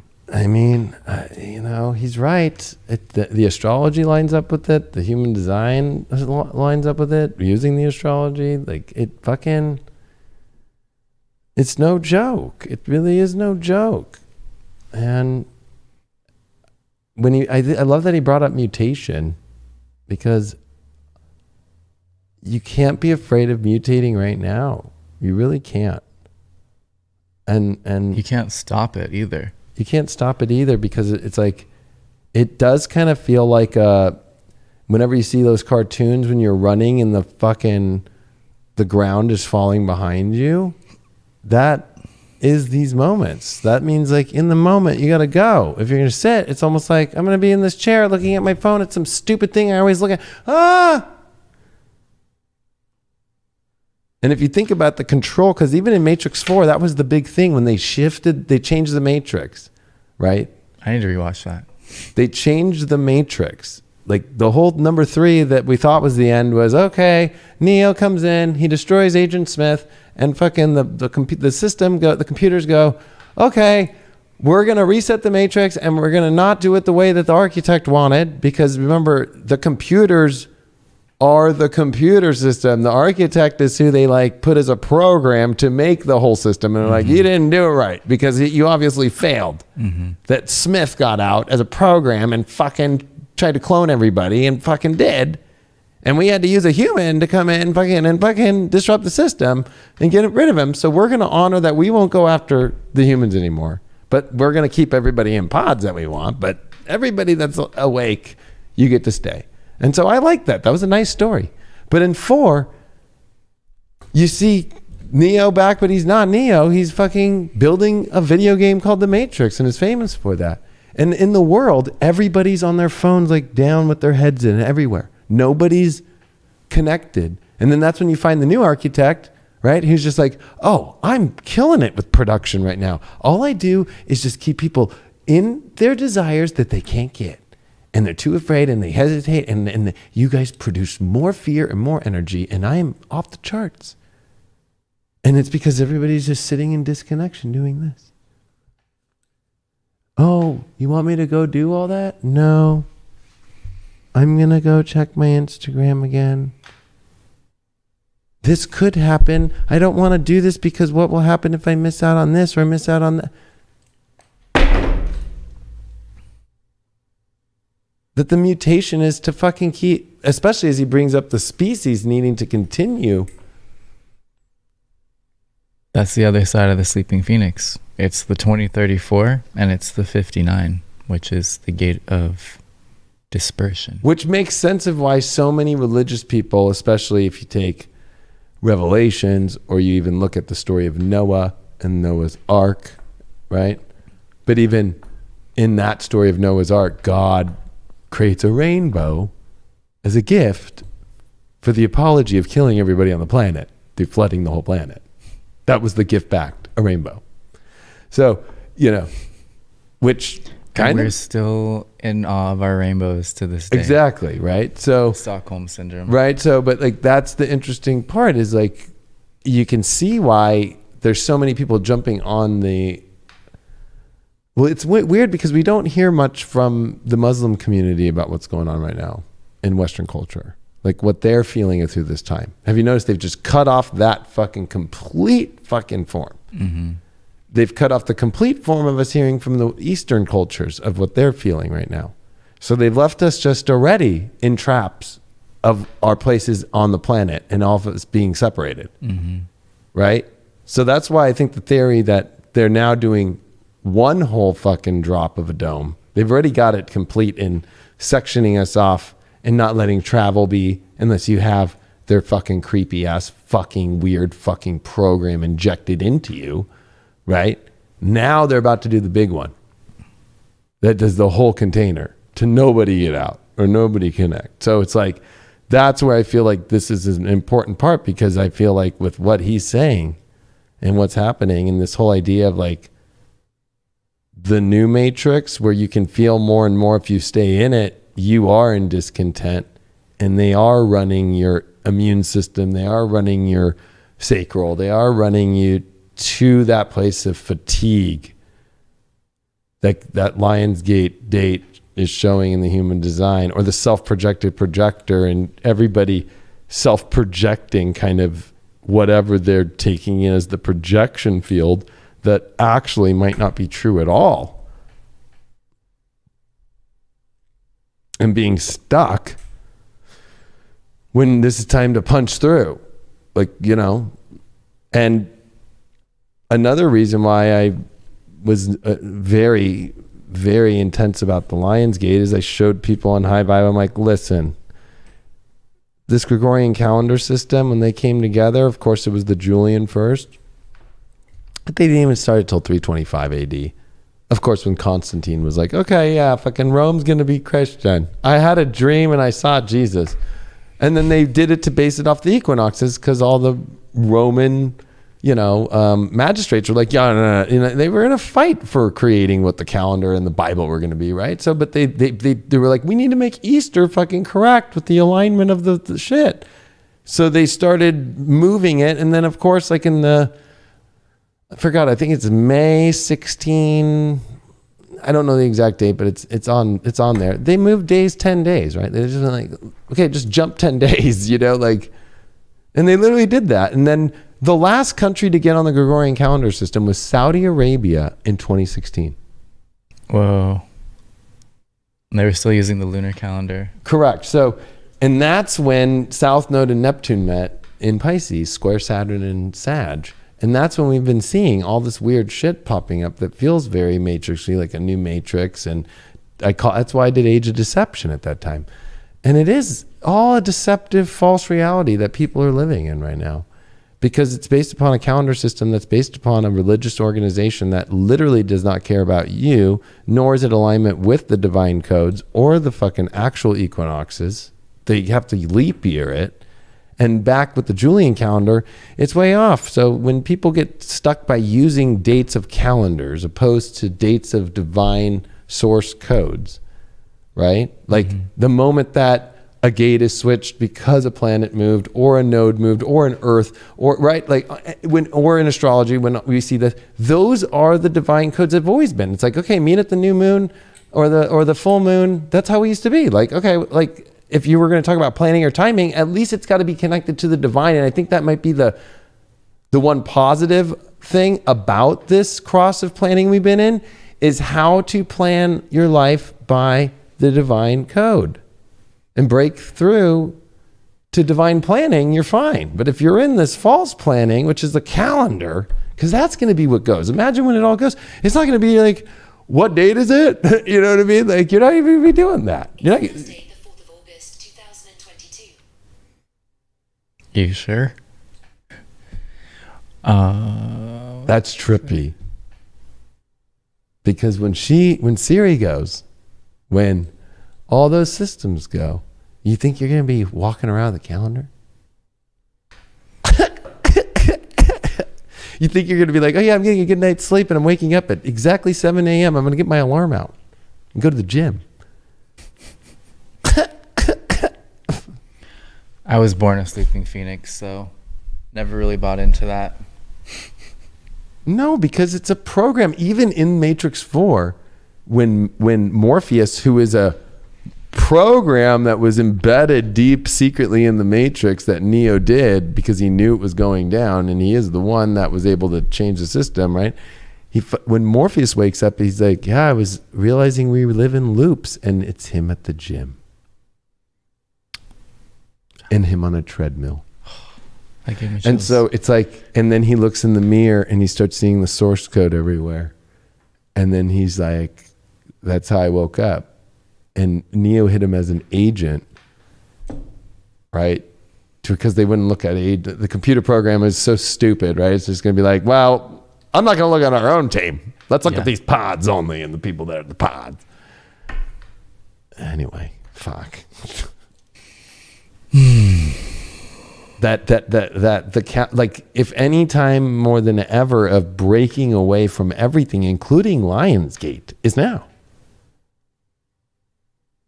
It's the breakaway moment to what's true, divine, and feels great, and in the moment. Like, the idea to wait for 8/8 is a problem already. Yeah. The idea of waiting. I'm going to wait till 8/8. I'm going to wait till Saturday when I can do that, when I can do this. That's the trap of all traps. Because then you're so used to that calendar system, you're so used to that planning, that when the doors are dropping and not able to get out, you run. You know what I mean? Like, if a tidal wave shows up like in Indonesia in 2004, you run. You don't just sit there and go, look at the water. I have other things to do. So I think we've been watching, as I showed the CGI thing. I think a lot of this is all a show that's trapping people. I don't even think it's real. I really think they're playing with. I mean, it's crazy because when being in television and being behind the scenes in it, and then owning a TV network and doing shows and even filming and doing this all the time, I can just see right through, and how much green screen they use and how many people don't even realize when I show them, like when I'm on Entertainment Tonight or any of those shows, that's not a set. It's a little room. It's a green screen room that's done really well. And you think they're on a huge set, and they're not. And even when you watch Anderson Cooper or any of these people, they're like not even at sometimes CNN or like even Tucker Carlson does it at his house. People don't realize that. He takes the video at his house on a green screen and then they send it in. He doesn't even go into the office. That might blow people's minds, but they don't realize what's really going on. That these people, theater. It's theater, and they've got it down now to where you don't even have to like. That these people are not even going in. They're just sending it, and then there is no network. Yeah. It's just like people are so wow, you know. And I feel like my last message about this, it doesn't matter if it's family, friend, a person down the street, or what I call the imaginary collective that you're worried about that's not there. The zeitgeist, yeah. That they're all guilt and shame and trying to keep you into this reality is at its highest peak it's ever been. And codependency. Yep. All the things that come with that. So be very wary and wide awake and momentary and not a mammalian. No more mammalians. That would be my worst nightmare, is getting rid of my ability to be conscious and aware and just throw me in this human form as a mammalian. That's basically, that's what a demon, that's the definition of a demon, a being that is only tied to the physical. Right. The separation from God, like Lucifer did, that said, no, like he was an archangel, right? And he was here to serve for God. Mm-hmm. And he went, no, I'm going to have these people serve me. And so that's the breaking away of that, and the counterpart too, right? So it's very powerful. It's just as powerful, but not all the way. Mm-hmm. It's like 51-49. Mm-hmm. And so it's like there's that separation aspect of Pluto, and then that come back to God, right? And so it's like, this is where people got to come back to source and let go, instead of this, no, what's serving me?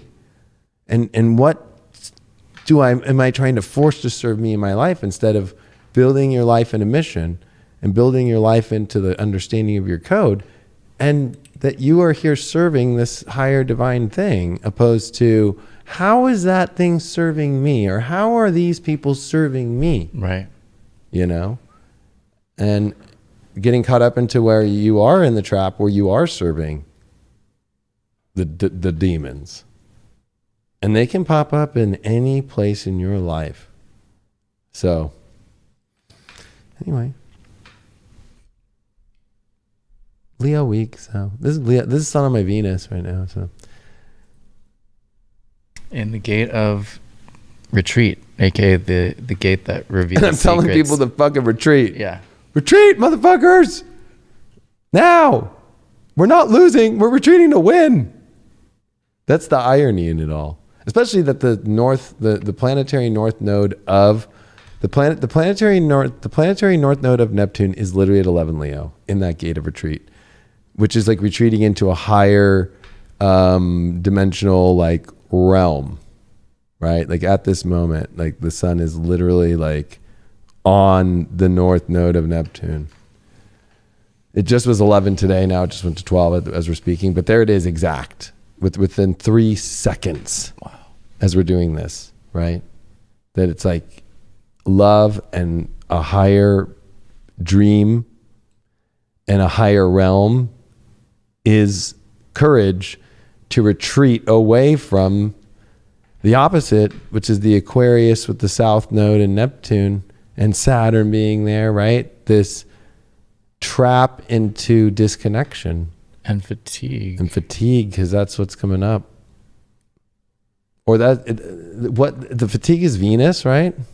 For that day on 8/8? I was getting that from the Neptune south node in Aquarius, maybe. I know it would probably be a little bit further in the 10s. Up into now. Well, if I do the 8/8, when you ran that chart, when you were looking at the fatigue, mm-hmm. It's like, here's Venus at 25, and it's going to go to 26 and oppose Pluto for the last time in Capricorn. Because this is at 1:08 a.m. Pacific. So If I were to move that to PM. Yep. There's Venus 26, exactly with the north node of Saturn's planetary node in Cancer, opposing Pluto. And this is also Pluto going to 26, right? So it's like, this is the last degree of Pluto here. So this is kind of intense and crazy because it is that 8-8. I also talked about how 8-8, the sun being in Leo, but the moon being in detriment. And the old term for being in detriment is being in, if you look up the, what was it, the essential dignities,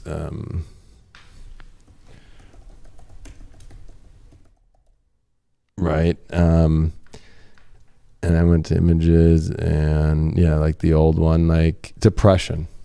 So the idea of a planet coming into detriment is that it's depression, which is moon in Capricorn, right? So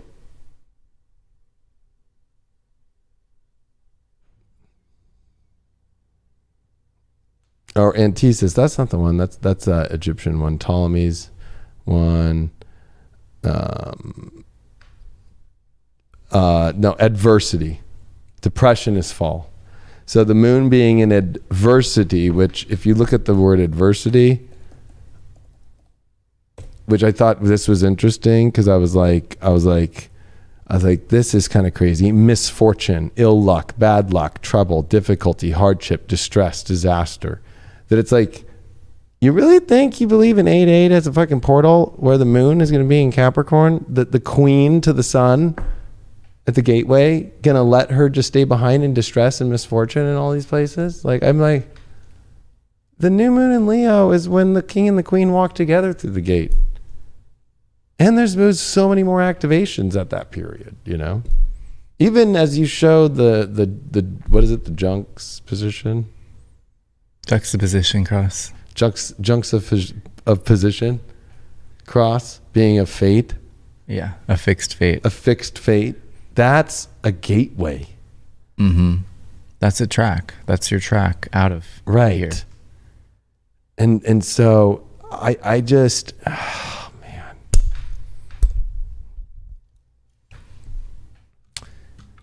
I don't drink tea, but I drink Sprite. It was a great one. Godspeed. Yep. And Human Design Maven on Instagram, and you got your academy August 13th. August 13th. There's still a week to get enrolled, and my website's hdmaven.com. hdmaven.com. Oh yeah, they didn't hear you on the mic. Yeah, hdmaven.com is my website. And definitely be part of his academy that he's starting here. And then I just did that video with Coyote Star Astrology. You can go to highvibe.tv, click Hell to Heaven. And then Robert Phoenix and I in Texas, October 14th through the 16th. It's on my link tree, or you can go to robertphoenix.com, and the link is actually down below here on the video to join us in person as we're doing an awesome 3-day retreat in Texas. So nice.